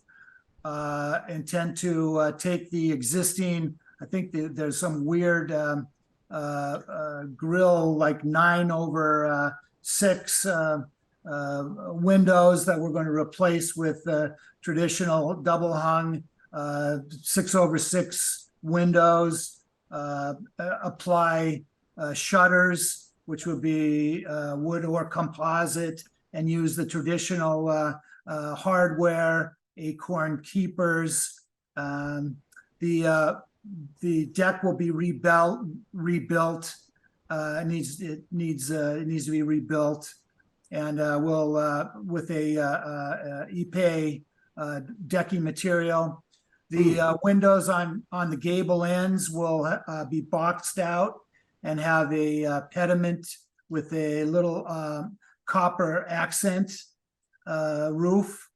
The front gutter will be copper with copper downspouts. The chimney will be is a small brick chimney, and they're going to take down the chimney, take down the fireplace out of the structure, and what you see is then a faux chimney with field stone and a copper accent cap. And then on the rear side of it, they're adding a small, like a 3x5 shed. Just a little storage shed to the back side of it. I think that Okay. that's a basic overview of it. Okay. I see you have skylights added. We do, because there is, it's a vaulted ceiling now. And so to get more light into it's a dark little area, and to get some more light into it, they've put a skylight in each space. Question, the wood shingle roof, has the homeowner checked with his homeowner's insurance to find out if a wood roof is acceptable? Because some insurance companies won't insure you with a wooden roof. So if he's making that change, he should make sure that his insurance will cover the wooden roof. And it may have proximity to adjacent neighbors' consideration for that. We currently have a wood roof at another home we own in Barnstable. I can certainly talk to my insurance agent, but I would think it would be interesting to see if they came back and said no to a wood roof, but I'll double check with them. Well, they did with me. That's why I asked. That's why I mention it every chance I can, because you don't want to be surprised by it. The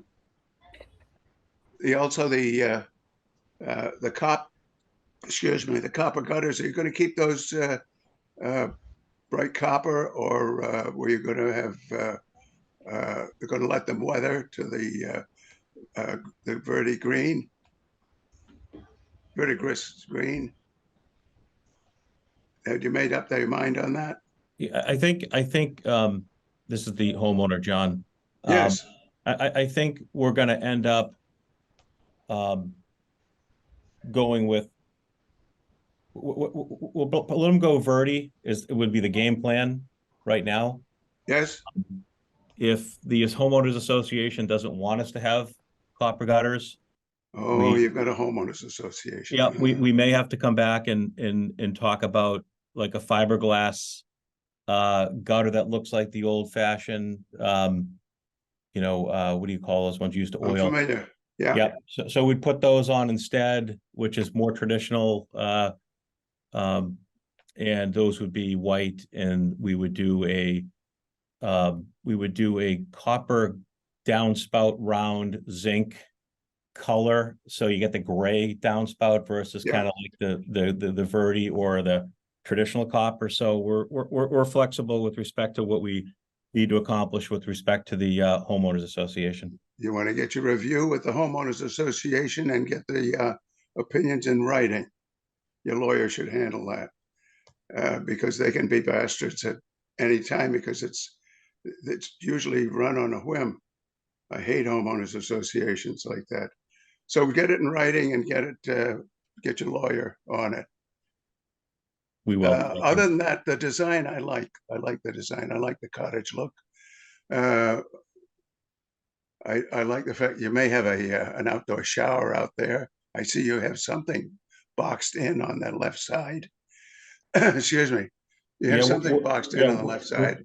We're planning on moving the existing outdoor shower from the back to the side.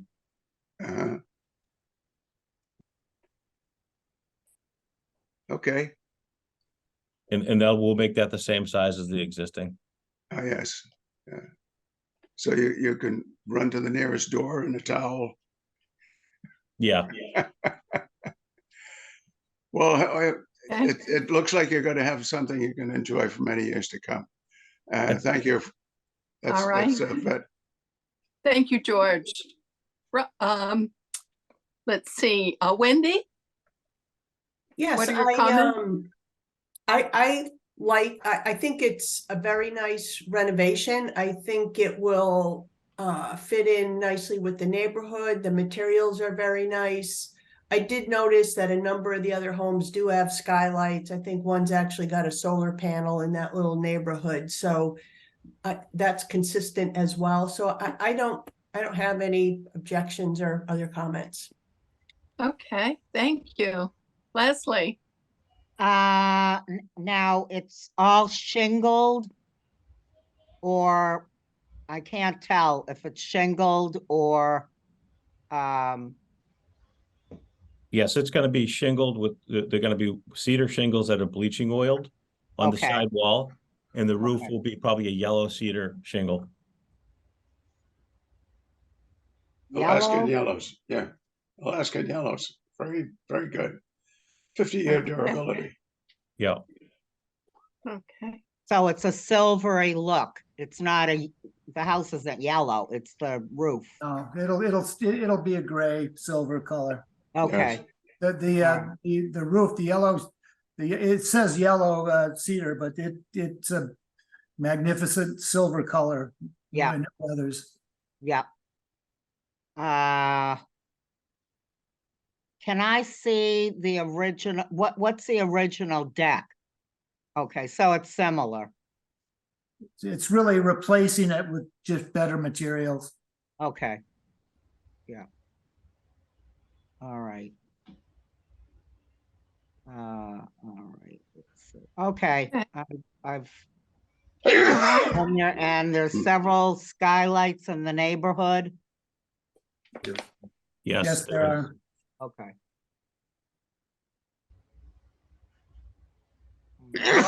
Thank you.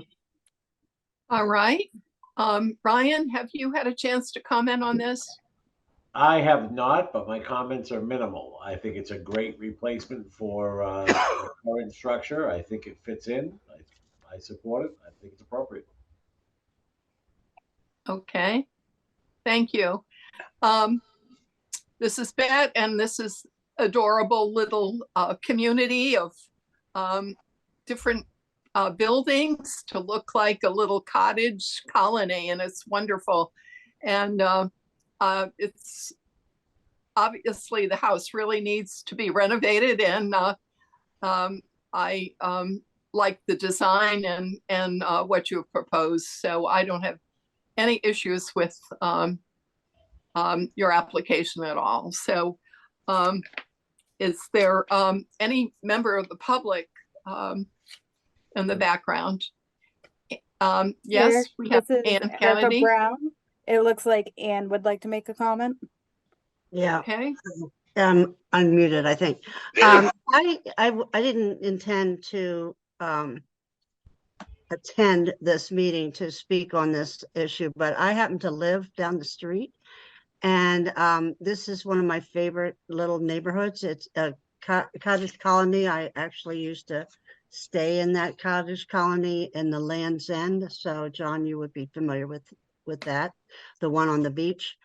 When I was young, all the way up to the time we built our house. But to correct Wendy, the solar array actually isn't part of that neighborhood. It's a house that's next door. But the cottage community was designed to be a replica of a small village, and each one of those cottages represents something. There's a town hall, a village store, a schoolhouse, a captain's house, etc. This one's called the Ye Old Adams House. And so it is a beautiful renovation. I will admit to that, but it's not really historic as part of what it used to look like. It was gray, shingled. I think the chimney looks a little higher than the one that's there now. I think the copper bump out windows are not appropriate to the cottage. Although, you know, taking that cottage and putting it somewhere else, it would be beautiful.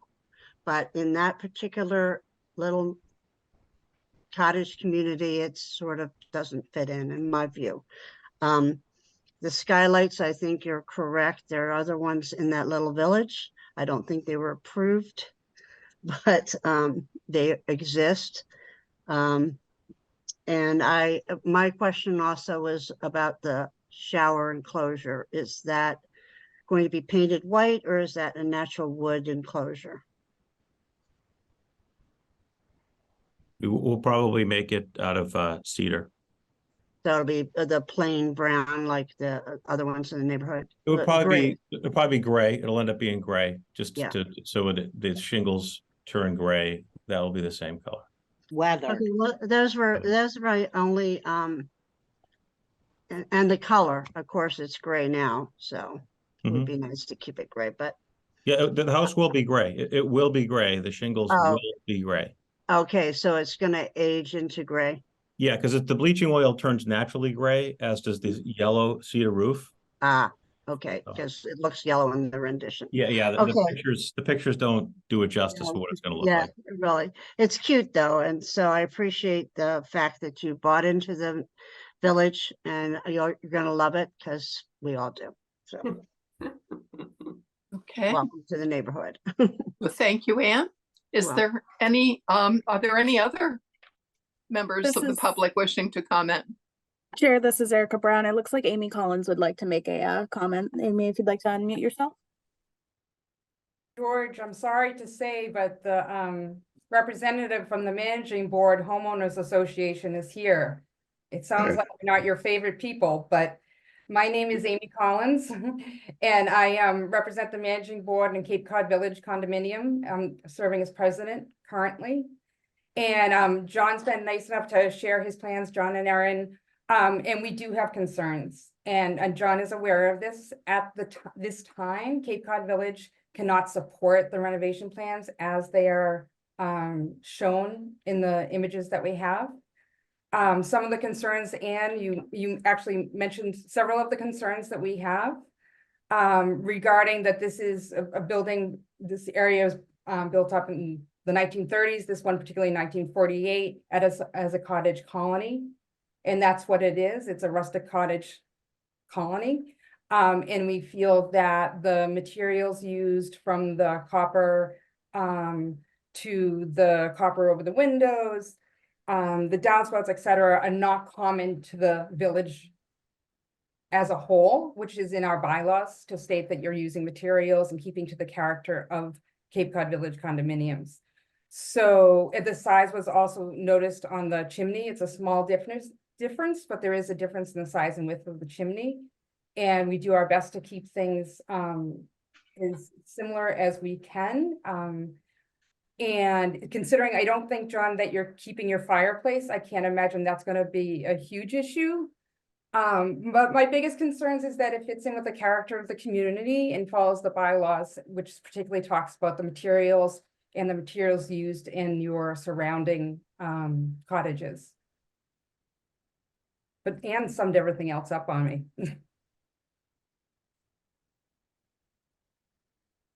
Okay.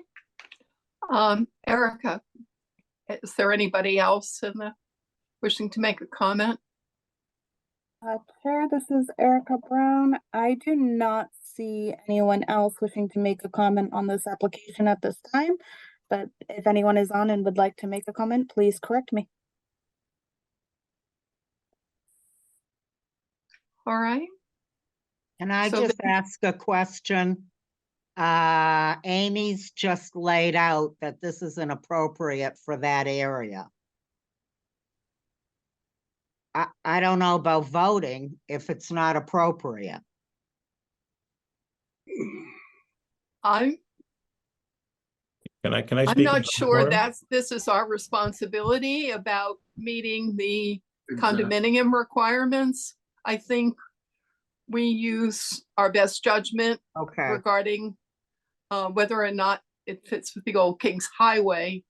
And then the owner can deal with the condominium and possibly come back to us or whatever.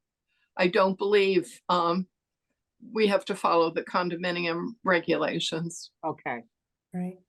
And just to be clear, from the homeowner's perspective, we are currently working with the board to ensure that we're in compliance with the homeowners association. We've had a couple rounds, or at least we're on a second round of going through this stuff. I think we're pretty close. We've got a few things to tidy up for them, and you know, obviously, you know, we're new neighbors and we don't want to start off as adversaries. So like, we're trying to get a nice home and take a property that hasn't been touched literally in 50 years and make it something that we're willing to live in. And we're going to do our best to adhere to the bylaws, and you know, that's what we're going to do now. And we're hoping that the board approves this. And to your point, we will sort out the homeowners association points, which are literally a few that need to be dealt with. And I think we'll get to the right answer with them, but obviously we need to get their approval before we start, regardless of what you guys say today. So. And in writing. And then you can come back to us if you have to do minor modifications or anything. Yeah, so Okay. Kevin Warner and I have already talked about that. If there are minor modifications coming out of the discussions with the homeowners association, he or I will come back to the board with those modifications after we've, you know, ironed out the little details. But I would say, you know, notwithstanding, I think everything on the plan is pretty close, and there's some things we have to tidy up, whether it's materials or sizes, and we'll come back with minor modifications to those. Okay, very good. Thank you. And, Yeah. and Bet, I suppose another option would be to continue it, right? But I don't know how quickly you're gonna be able to resolve these, right? We could continue so you don't have to come back with a modification, but that would be your call. I think Yeah, it's another option. I think we go with what we think is appropriate. And then if they have to make modifications, they can come back for it. Okay. Well, Rather Mrs. than McCarthy, continue. would you have, do you believe you could have everything resolved within 2 weeks? To when we, our next, let's see, our next meeting is going to be January 10th. Do you believe you could have everything resolved by then? If that's the case, then we can postpone our decision until the 10th. Kevin? I would rather not postpone it. I would rather, just like the course we just discussed, which is to make minor modifications. All I right. think All we'll right. vote on it and then we'll make minor modifications. Okay, very good. Let's do that. Okay. Then, is there anybody else in the public wishing to make comments? Jared, this is Erica Brown. It looks like Amy Collins has another comment to make. Hi, again, I'm representing Cape Cod Village, but I'm also representing as a neighbor of this area. And aside from the bylaws, in my personal opinion, this still does not fit with the feel of an old Cape Cod colony, which historically is what it was. It started as a dude ranch, it became a Cape Cod colony. It only became homeowners association 50 years ago. We just celebrated our anniversary, but we've worked really hard to keep it the same as the way it was built by the Van Duzer family. And then followed up with that with the Baxters. So separate from the bylaws, I still feel that having, you know, copper over the windows is much more of a millennial mansion kind of thing in miniature, which is not what we're going for. So I just want to be forthright with that, I think it doesn't fit no matter what the bylaws say. And second to that, John, well, we still have to put out the plans to our village incomplete, which is 22 cottages, and they have 30 days to respond. So then the 2-week time window wouldn't work for you and Kevin, unfortunately. Yeah, I would prefer to get a vote on it tonight and then we'll deal with our minor modifications after, which I think we can resolve. Okay, all right. Are there any other comments? Erica from the public. Here, this is Erica Brown. Earlier I saw Jennifer Lynch raise a hand. I'm not sure if she's still wanting to speak. If you could just go ahead and unmute yourself. Thank you so much. This is Jennifer Lynch. I'm also a member of the managing board of the Cape Cod Village Association. I serve as the treasurer. I want to share that our managing board stands behind Amy's comments, our president.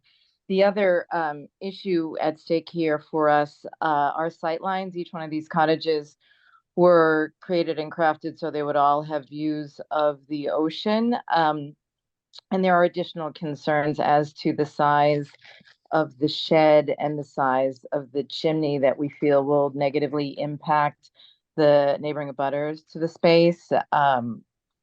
My family's cottage is behind them. And again, we need to get some kind of a clarification in terms of the size of the chimney and the shed so that it will not negatively impact any of the abutters' view of the ocean.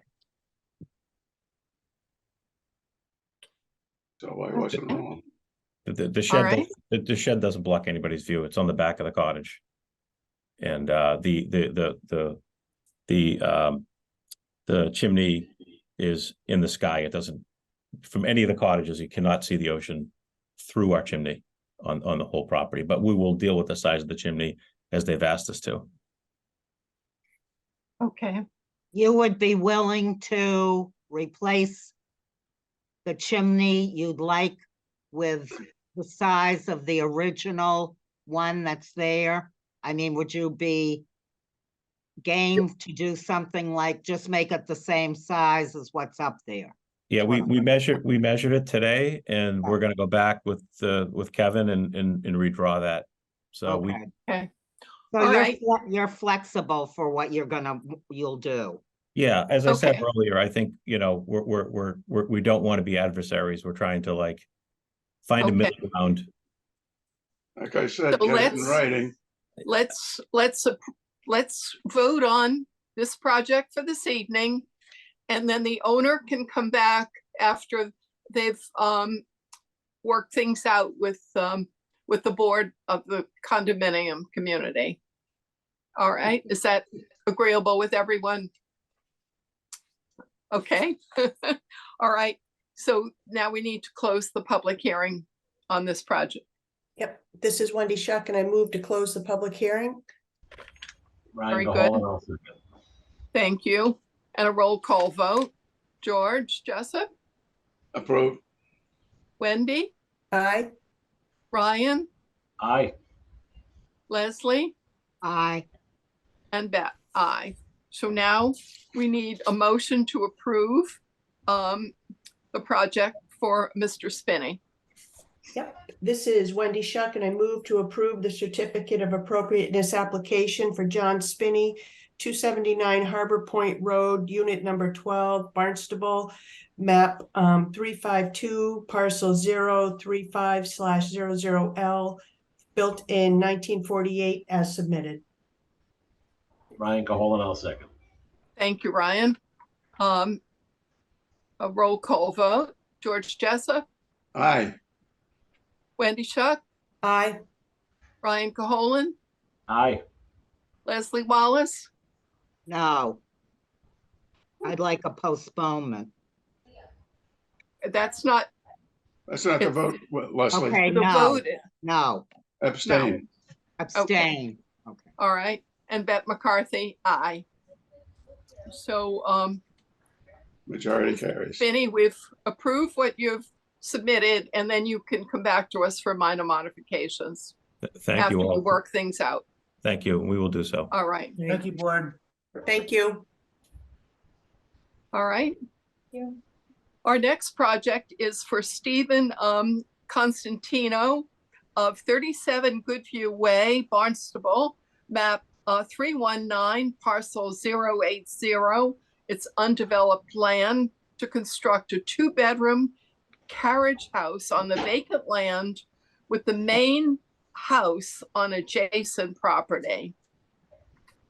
So we need to open a public hearing. This is Wendy Shuck, and I move to open the public hearing. And we need a second. Ryan Caholen, I'll second. Thank you. Roll call vote. George? Aye. Wendy? Aye. Ryan? Aye. Leslie? Aye. And Beth? Aye. So with the applicant for Goodview wish to discuss their project. Yes, hi, my name is Jim Haggerty from Reef Builders. I am representing Steve Constantino today. He is also online here, and so he'll be willing to make any comments as needed. So Steve owns the property at 38 George Street. You can see as you drive by Goodview, it's kind of a unique little property here. As you drive by Goodview, it looks like his backyard, right? So this is where we are proposing the carriage house on this. However, it's a separate property, separate address and everything. So that's why it is, we're proposing it as a carriage house and not just a garage, right? So what we've designed here is a nice styled carriage house. It picks up a lot of the details from the house at 38 George Street. Has the exposed rafter tails. We have the lead-coated copper accents on the accessory, the copper accents on the over the garage entry and over some of the other attachments to the left and to the left, the right, and the rear. It's a unique location where we have to make all sides of this house, carriage house, look nice because you see it as you drive by, as it curls around Goodview. We have board and batten detail that is on the smaller sections that jet out from the main building. We tried to keep the main structure as small as possible visually. So it wasn't this giant, just great big garage, 2 stories high, and took over the whole space. So the main girth of the building is much more thin than a typical 2-car garage. And then we accented it and added added that square footage, excuse me, by putting these projections on the front and the back. We've also pulled out there we go. That's much better. You can see we're doing natural shingles around the perimeter of the house. Everywhere there is not the board and batten detail. We got asphalt shingles on the main roof. And again, that lead coated copper around the accessory roofs. Got some nice brackets in front of the carriage house doors. Those are true carriage house doors. They will swing, they're hinged. They will actually swing open without swing doors. We'll have a nice apron that rolls down into the to lawn for access for any vehicles, boats. Basically, it's boats, that might be in there. And there's some living space upstairs. It's about 26 feet high. And with that, I'll be happy to answer any further questions. What are the windows that you're going to use? These are Anderson double hung windows. There's some awning windows as well. We're pulling the grills from some of the styling on the main house. You'll see some awning windows on the main home with the 4 light pattern. So we're following that through with the awnings and then continuing it through the double hungs. Okay, I noticed that it doesn't match your drawing. That's the reason I ask. You have a 4 light upper sash. You don't have that. You have a 6 light upper sash in the drawings. I don't believe so. Oh. No. The one I saw what's that one? Oh, that's they're all 4 lights. It's not the drawing, it's the fact that my eyes don't focus that well. I almost had to put these on, so I'm with you. Okay, the rafter tails. What are you going to do there? I'm sorry? What are the rafter tails? They're going to mirror what's on the house now. So materials. What are you going to you use for kind of see the materials? profile of them here on the left. Yeah. You kind of see the profile. It's a bit of an OG profile, and that matches what's on the main house. What are you using for materials for the rafter tails? AZEK. Uh-huh. We did a little project around the corner double it on up. George Street, 69 George. Yeah. We did something Okay. very similar. Okay. Came out very nice. They wouldn't let me put AZEK and then tuck it. No? So I had to dip them in a wood hardener. Oh, are they just like to see things rot away in Nantucket? Well, they wanted original materials, and they did rot away. Paint it up, you'll never know, but yeah. So we used a wood hardener by Minwax that has lasted 10 years. So, and still going strong. So just something to put aside for the historic districts. But I like the windows as you have them shown now. I don't know about the copper roofing. Well, there's a copper roof on the main home, and that's kind of what we're pulling from. But you're going to the use one on George Street we did you're going to use a last year. turncoat? Pulling from that too. So it's I'm in sorry, there. did you say you're going to use a turncoat? Lead coated copper. Yeah. Okay. That'll weather a gray. Mm-hmm. Yeah, like a mm-hmm. Yep, nice like lead gray.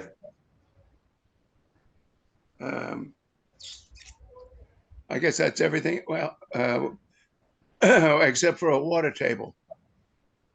Yeah. Part of the problem with those vertical boards is that because you have an end grain close to the ground, they suck up water and rot out in a hurry. Yeah, that's why we use plastic. Okay. The rest of the wood structure will rot down around. It'll be a pile of plastic someday. Right. All right. Thank you. You're welcome. All right, George. Ryan, would you like to discuss this? Sure. I think the exterior design is lovely. You mentioned that the upstairs would be some sort of living space. Does it qualify as a ADU, or are we not there? It's actually it's on its own separate lot, so it's you could classify it as a full blown house. There you go. Okay. Yeah, I mean, look, I like the design. I think it matches what you're trying to match. I think it's appropriate for the area. I'm good. Thank you. Okay. All right. Thanks, Ryan. Wendy? Yeah, I think I agree with everything that's been said. I think it's a very attractive design. I'm familiar with the main house. I walk by there a lot. And I do think it fits in well with the main house as well as with the rest of the neighborhood. I like the fact that it isn't too big. I think that's a really good call to, not make it so big that it kind of overwhelms the lot. So I think that's a good call. So I'm good with it. Thank you. No other comment. Thank you, Wendy. Leslie? Well, Wendy asked questions. Is there a picture? I'm trying to envision it on the lot with the main house. Is there any kind of a picture of the main? Yes. No. Okay. Well, that's okay.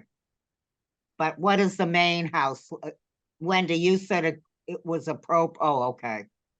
Yeah, it's Yeah. a large house, Yeah, it is Yeah. large. right? It's got Yep, kind of the yep, wings that have yep, names on them, I yep, think. Yeah, yep, it's yep, a very nice home. Yep. yep. Yeah. And what's the square footage of this, Jim? I think we have about 900 square feet. Oh, okay, all right. Yeah. Okay, thank you. You're welcome. All right. And this is Pat. I think this design for this carriage house blends in very well with the main house on George, and it also blends with the other houses on Goodview. And I particularly think you've done a good job positioning the building on the lot. So I think it's very nicely done, and it's appropriate. Are there any members of the public wishing to discuss this? Chair, this is Erica Brown. I do not see anyone wishing to speak to this application at this time. All right, so then we can close the public hearing section for Sure. this. This is Wendy Shuck, and I move to close the public hearing. And a second. I'll second. Thank you, Ryan. And a roll call vote. George Jessup? Aye. Wendy Shuck? Aye. Brian Cohen? Aye. Leslie Wallace? Aye. And Beth McCarthy. So now we need a motion to approve this application. One thing I'd like to add, if I might, I wondered if Jim has found the hold open hardware for those doors, the swingaways. Not yet. No, we'll have to get some real locking door. They have to have the true locking mechanism to them. So we haven't found those yet. Well, I'm old enough to have used those swinging doors. And an alternative for you is a D-shaped ring that you can drop over a wooden post that you set. Oh, just for a holdback? Just to hold open, yeah. Ah, that's a good idea. And when you put the two of them together, you just drop them over a wooden post that the door swings open against. Easy. That's it. Thank you. Yep. Ready for a motion, Bet? Yes, thank you, Wendy. Yep, this is Wendy Shuck, and I move to approve the certificate of appropriateness application for Stephen Constantino, 37 Goodview Way, Barnstable, map 319, parcel 080, undeveloped land, as submitted. Ryan Caholen, I'll second. Thank you. Roll call vote. George Jessup? Aye. Wendy Shuck? Aye. Brian Cohen? Aye. Leslie Wallace? Aye. And Beth McCarthy? Aye. So project approved as submitted. Thank you Thank very you. much. See, you got one easy one tonight. Look at that. Yeah, thank you. Happy holidays. Take care, everyone. Jim, I know where I found those hold opens. Oh, good. Email them to me. Yeah, well, let's see if I can find it for you. And I will. Oh, yeah, you'll find it. Yep. They'll have it at the office. Thanks. Bye. Bye. Okay. All right. Our next project is for Barbara and Michael Girardi. 200 Indian Hill Road, Barnstable, map 336, parcel 060, built in 1968 to construct an alteration in addition to the existing single-story house, garage, and deck.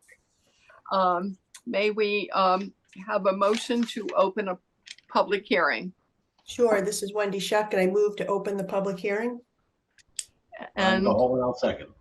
thank you. Roll call vote. George? Aye. Wendy? Aye. Ryan?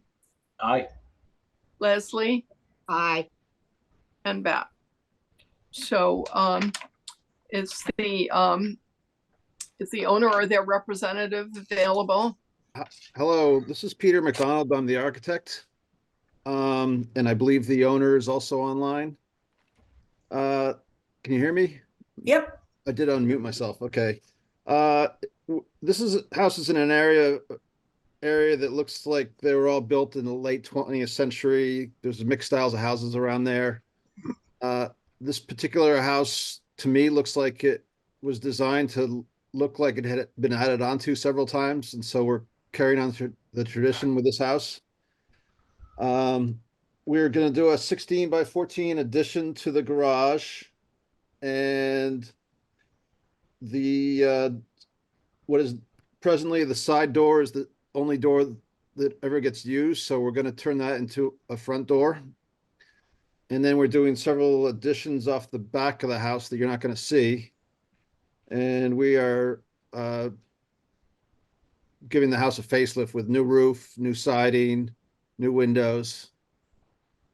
And that's it.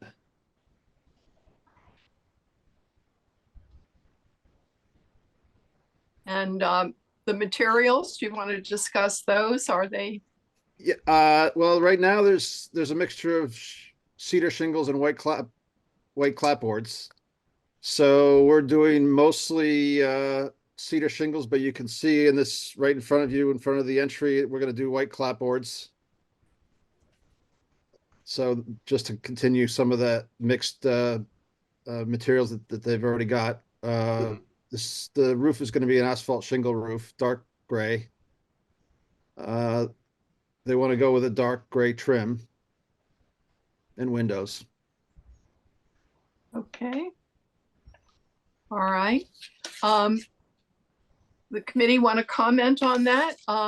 Ryan, do you have some comments regarding this alteration and addition?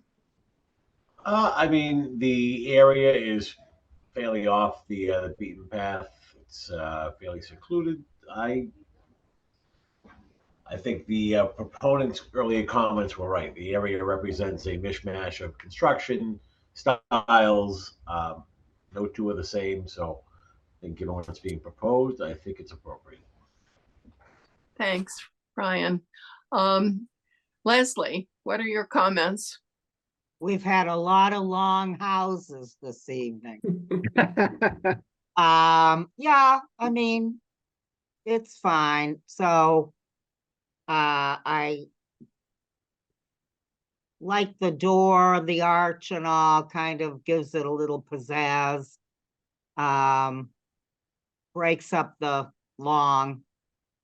It's all right. Okay. I'll just point out that we're not making it any longer than it already is. Oh, okay.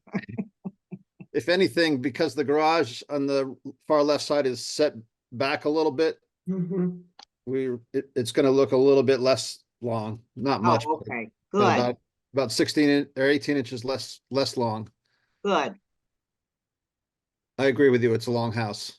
Yeah. Okay. Wendy? Yeah. So I think it's an improvement. I like it. So are you taking out the existing front door? Is that right? That was on, That's correct. That was one of those front doors that no one ever goes into. yep. But you're removing that front door over on the right-hand side? The one on the right-hand side, yeah, is going to be removed so we can give them a laundry room.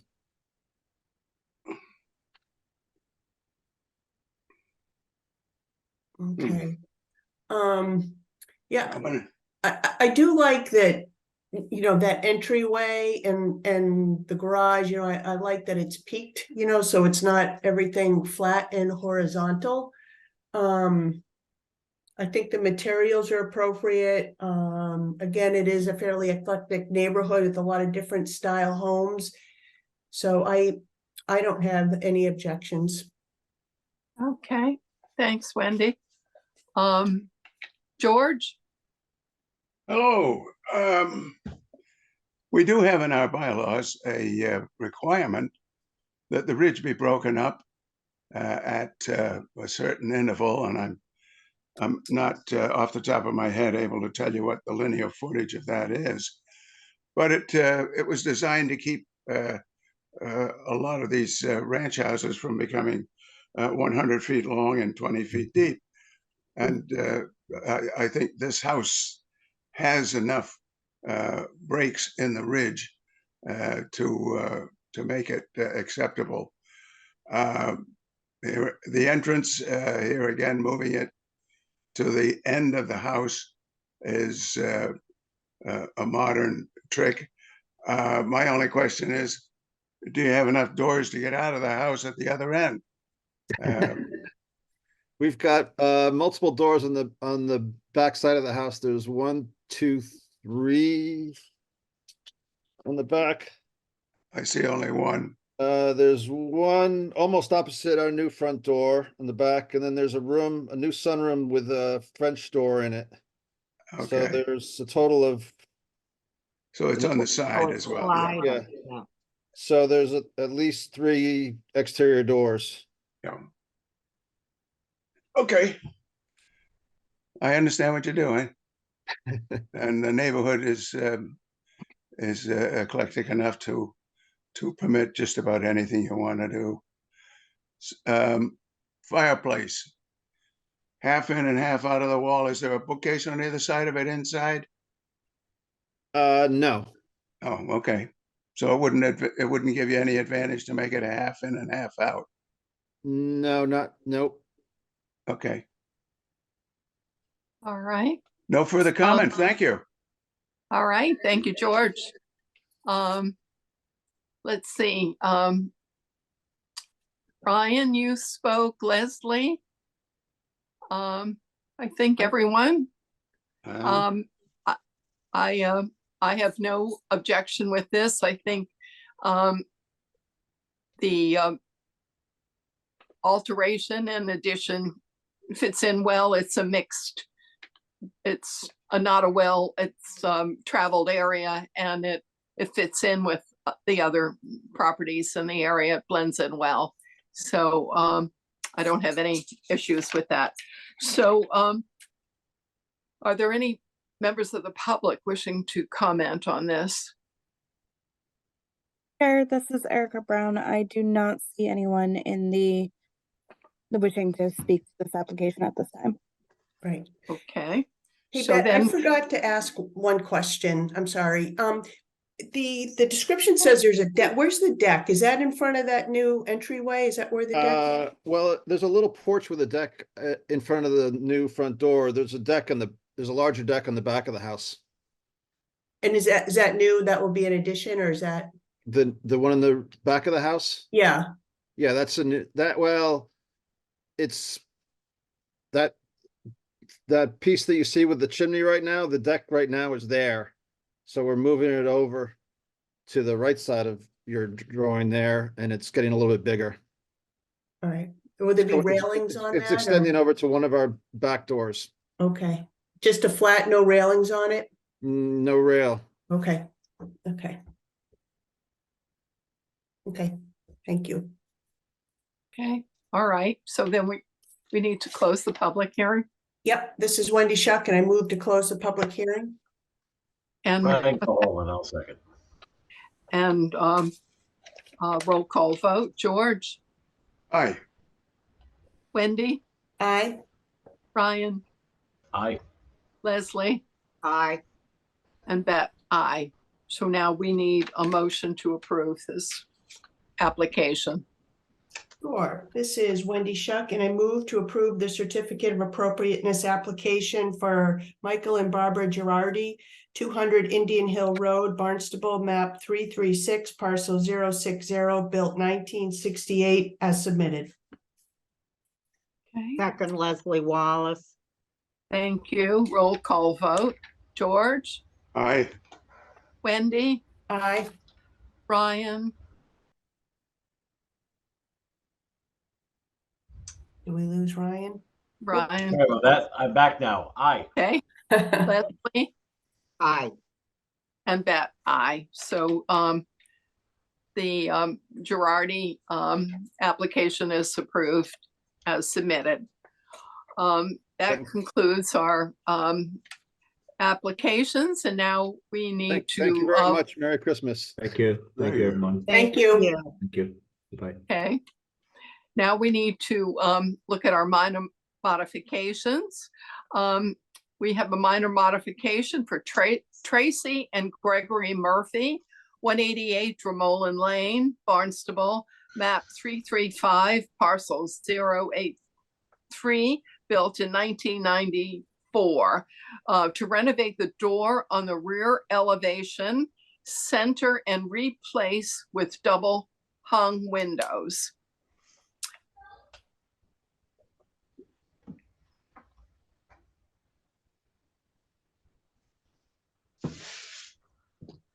Hello, this is Greg Murphy. Can answer any questions that you have. Okay.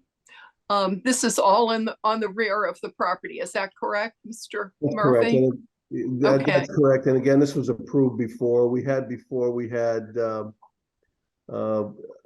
3 double hung windows with a door.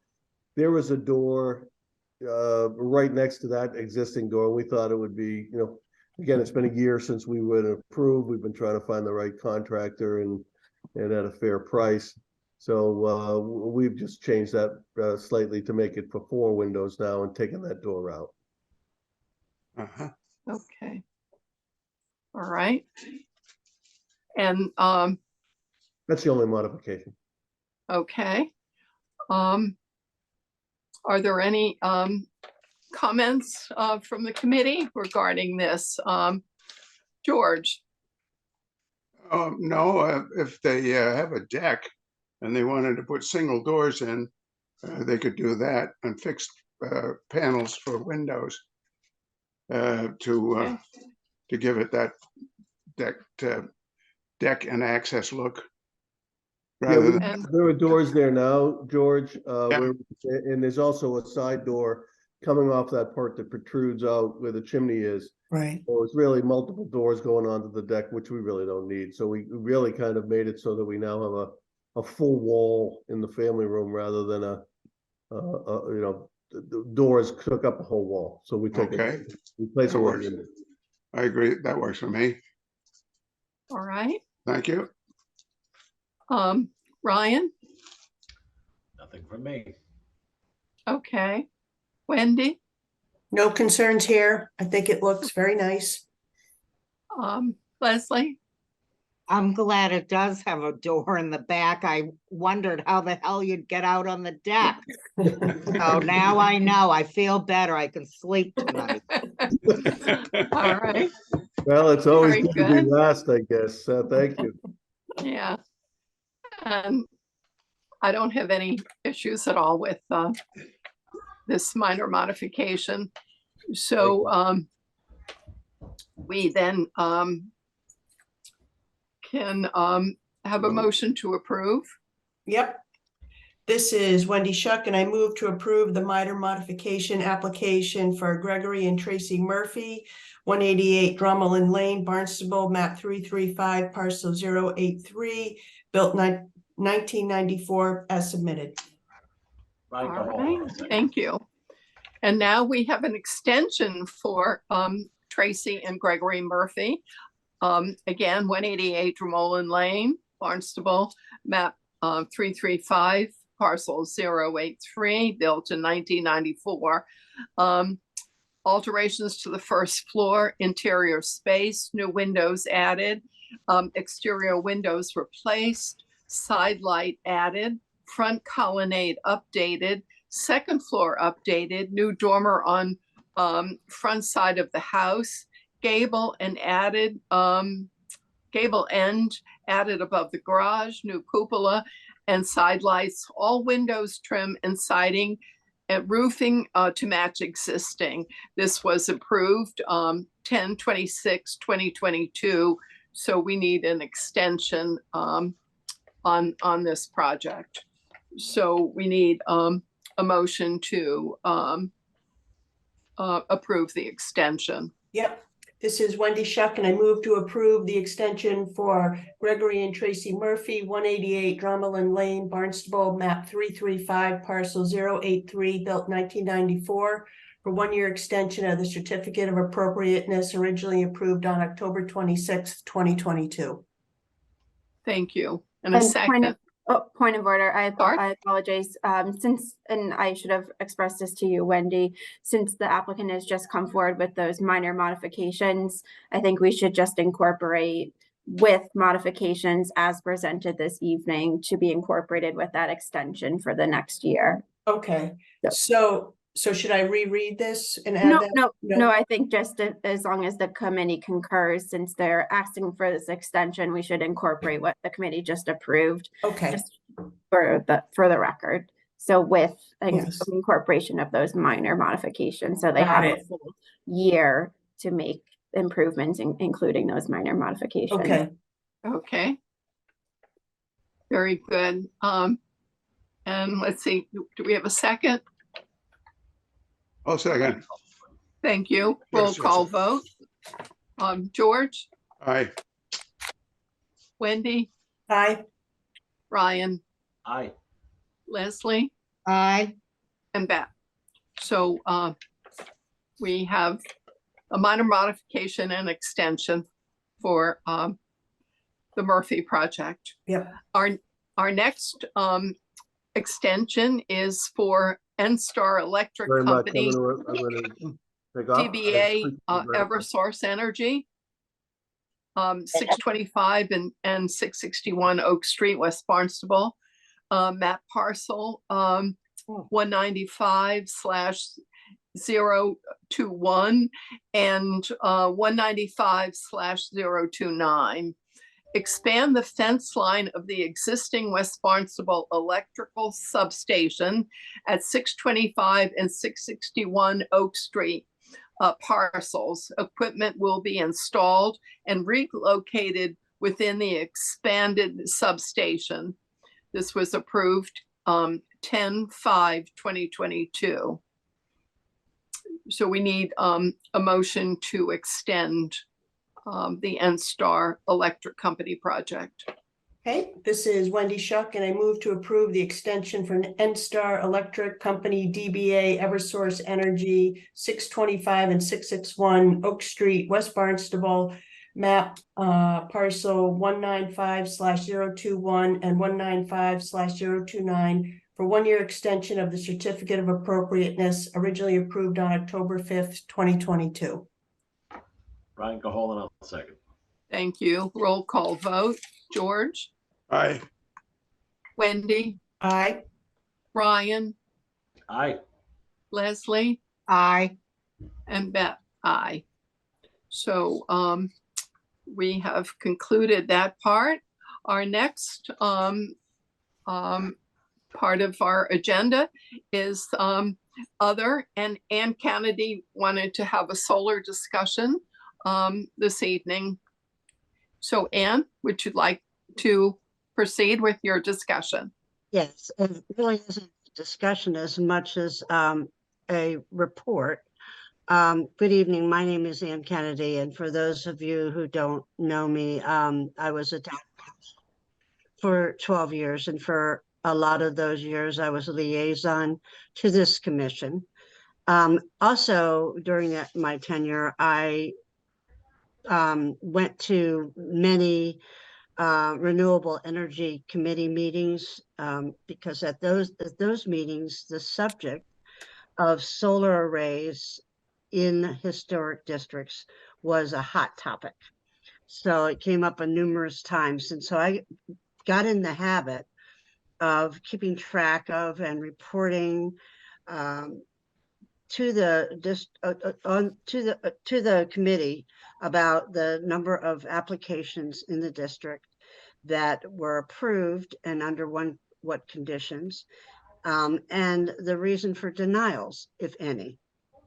So it was evident way back then, even way back then, that the Old Kings Highway Commission routinely and substantially supported solar arrays in the historic district. So I'm here tonight to talk about a particular bill that Senator Julian Cyr has filed last January. And I really don't think that you are aware of this bill. This is Senate Bill 1289. A similar bill, which you may be aware of, Senate Bill 1326, was filed during the 2021-2022 session.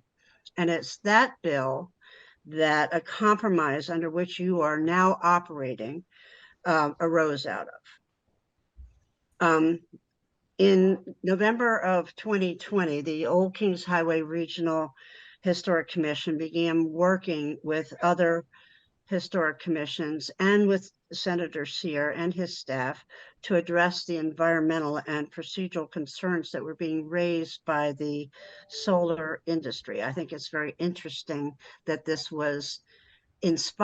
discussion was inspired by concerns from the solar industry and not from the citizenry.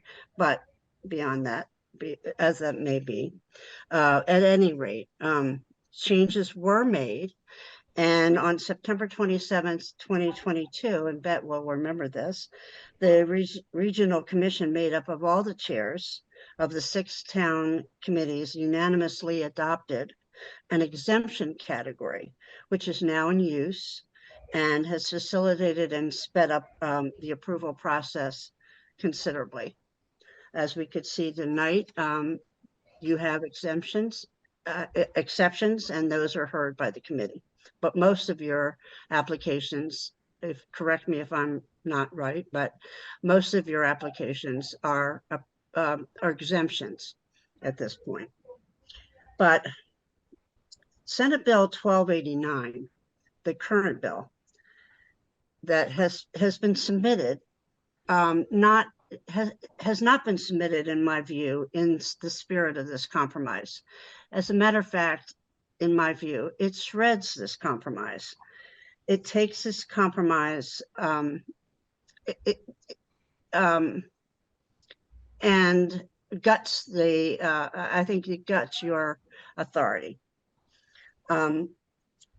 NPR, WCIAI recently reported that the overall goal of this bill is to establish solar arrays and wind turbines in the historic districts across the state as a matter of right, as a public utility, like electric poles or electric wires.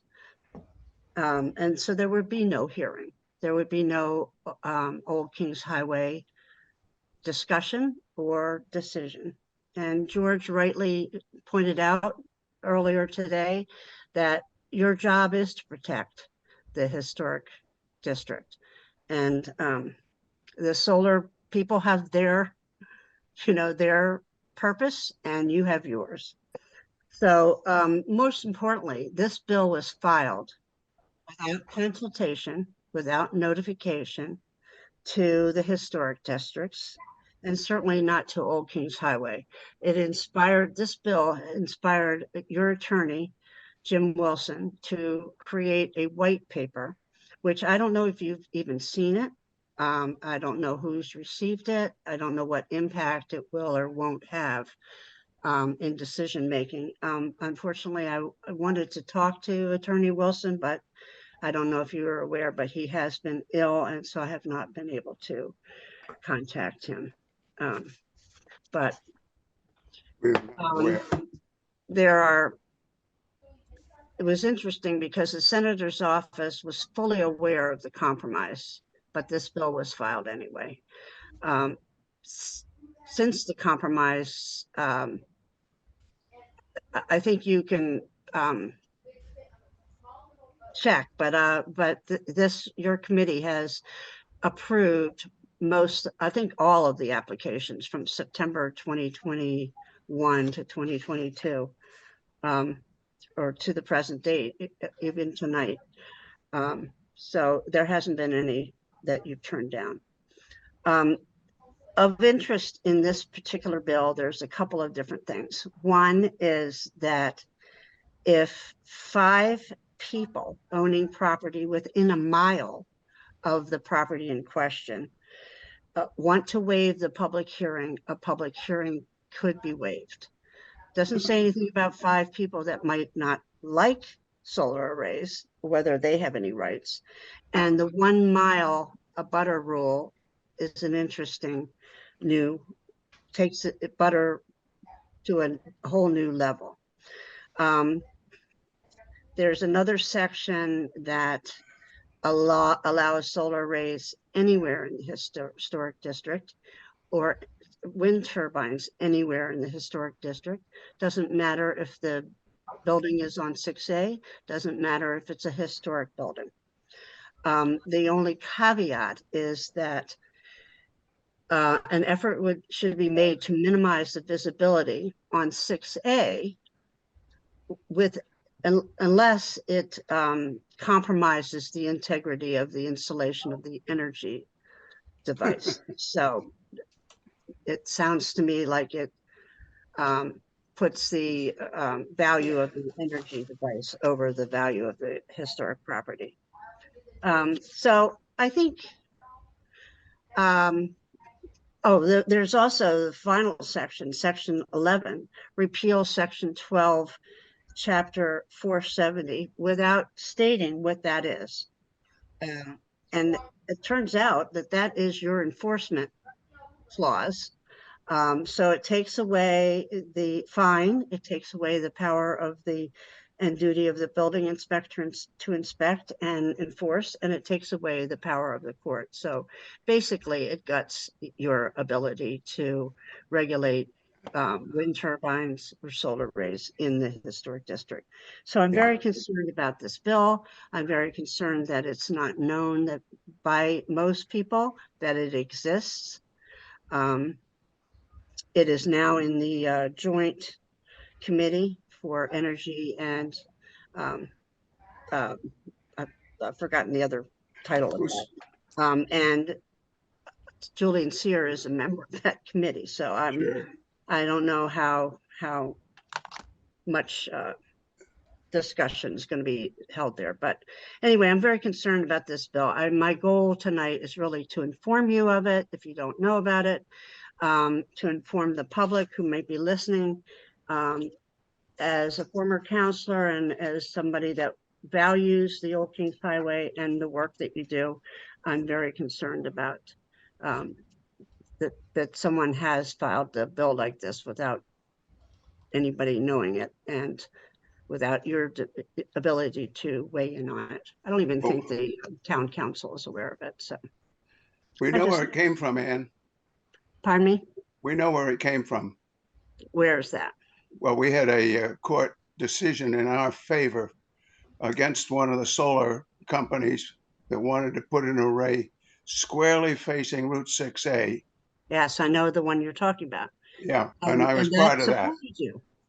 That decision supported you. And so part of this bill will take the ability of the appeal and the ability of the court to weigh in on these decisions. Yes. So there was another one in addition to that one that was argued for those solar arrays and wind turbines. We defeated the wind turbine that was proposed for the Cape Cod Community College. Yes, after they had put in the footings for it. Yep. And we did that. That went all the way to the Superior Court. Yep. And we were able to defeat that because it presented not just a noise and vision hazard, but also was in sightline as you came over the top of the hill at Route 6, heading Mhm. eastbound. So it Yeah. would have been a traffic hazard as well. So it was a very poorly thought out location, and we were able to defeat it. Well, there's a Now, there's a place where so those are the two that I know of that form the basis for this legislation. yeah.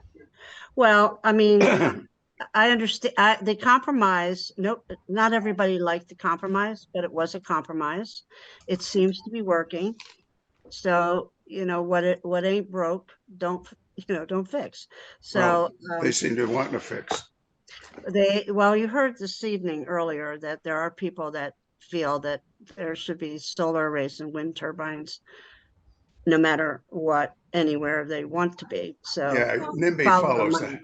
Not in my backyard, they say, It's but an anywhere industry. else.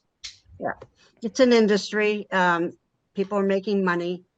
That's- What you do with these things when their useful life is over is not very green, because they're not recyclable and they're not,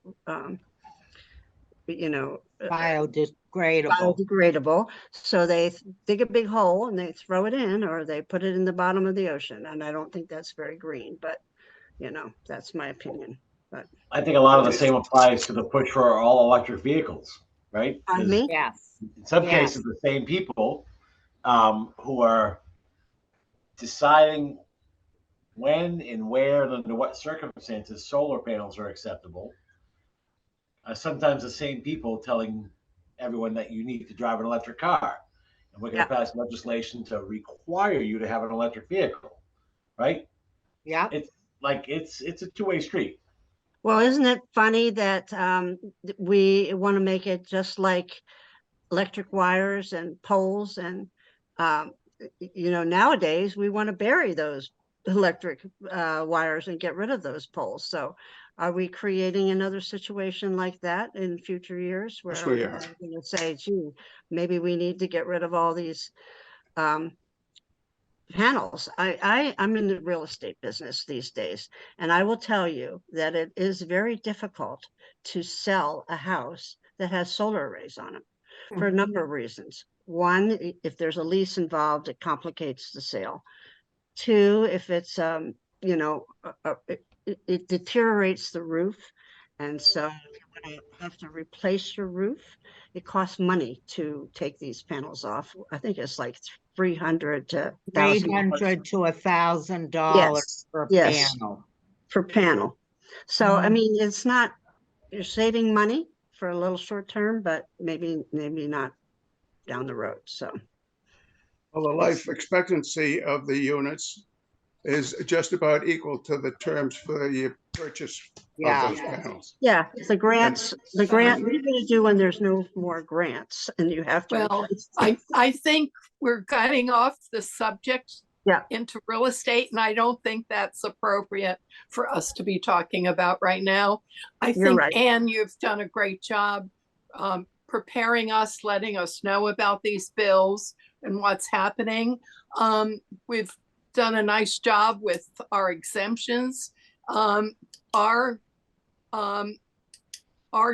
Barnstable has approved over 55 solar applications in the last year. The Old Kings Highway has approved close to 300 applications. So I think we need to watch what's happening and speak out if we feel that it's not as a committee, but as individuals, we need to speak out. So we really thank you, Anne, for bringing this information to us. And I hope that people do get a hold of their town councilor, their state representative, their state senator, especially Senator Right. Sear, and You need discuss to this. pick up the phone and to write. So anyhow, that's Yeah. really great. So I And appreciate you allowing me to take this time, because I know you're very tired. Poor Wendy is keeping her eyes open. I'm fine. Leslie's asleep, so Thank you, Anne. It's been a a long very night. full agenda this evening, Yeah. so. Okay. Anne, thanks very much for your You're welcome. concern and your endorsement for our committee, so thanks. Well, I've always admired and respected your committee, so Thank you. keep up the good work. All All right, right. good night, everybody. So we Happy holidays. have one more business item to deal with. We have to approve the minutes of November 15th, 2023. So have you all had an opportunity to review those? Of course not. I did. I didn't have Any no changes for corrections or me. additions? No, I didn't see anything either. So so may we have a motion then to approve our minutes Sure. of November?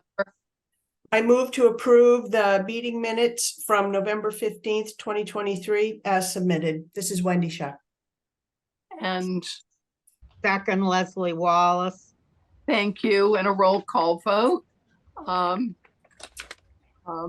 Wendy, Aye. George Jessup, Aye. Leslie, Aye. Ryan, Aye. and Beth. So our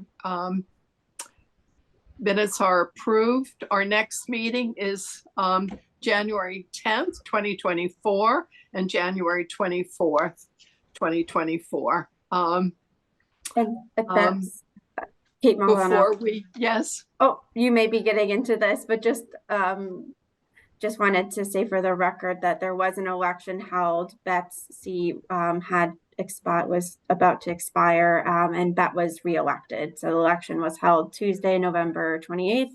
And I'm not even sure if there was any write-in ballots, but just so that the committee is informed, Beth was reelected for an additional 4-year term. And thank you all of our members for your volunteer service to this committee. There We really commend weren't it. any write-ins because I got a copy of it. So just wanted to put that on the I record. have a question. Did Wendy inadvertently say November 13th or December 13th when she was closing the meeting? I'm sorry. I just have to keep things in order. Oh. Oh, for the minutes? I'm just questioning. I'm minutes? sorry. I thought I heard November. For the meeting minutes? Yes. Did I say November? Do you want me to do it again? You did, Wendy. Okay. The minutes would have been from November because we minutes were approved from the minutes November. from the Okay. prior Just meeting. confirming. And Want we to had keep the one everything in meeting order. in November. Yeah. Thank you. Yes. Okay, it's correct. late in the evening, but we appreciate. Keep me straight. Yeah. We have eyes and ears. All right. Legally. So I want to wish everybody great holidays and a happy new year. And thank you all for your wonderful participation this year. And I wish you have a great holiday with your families and enjoy it. So then we need a motion to adjourn. Yeah. Okay. I move to adjourn today's meeting Wednesday, December 13th, 2023. Second, Leslie Wallace. Oh, Thank sorry, you. Brian. Either way. And a roll call vote.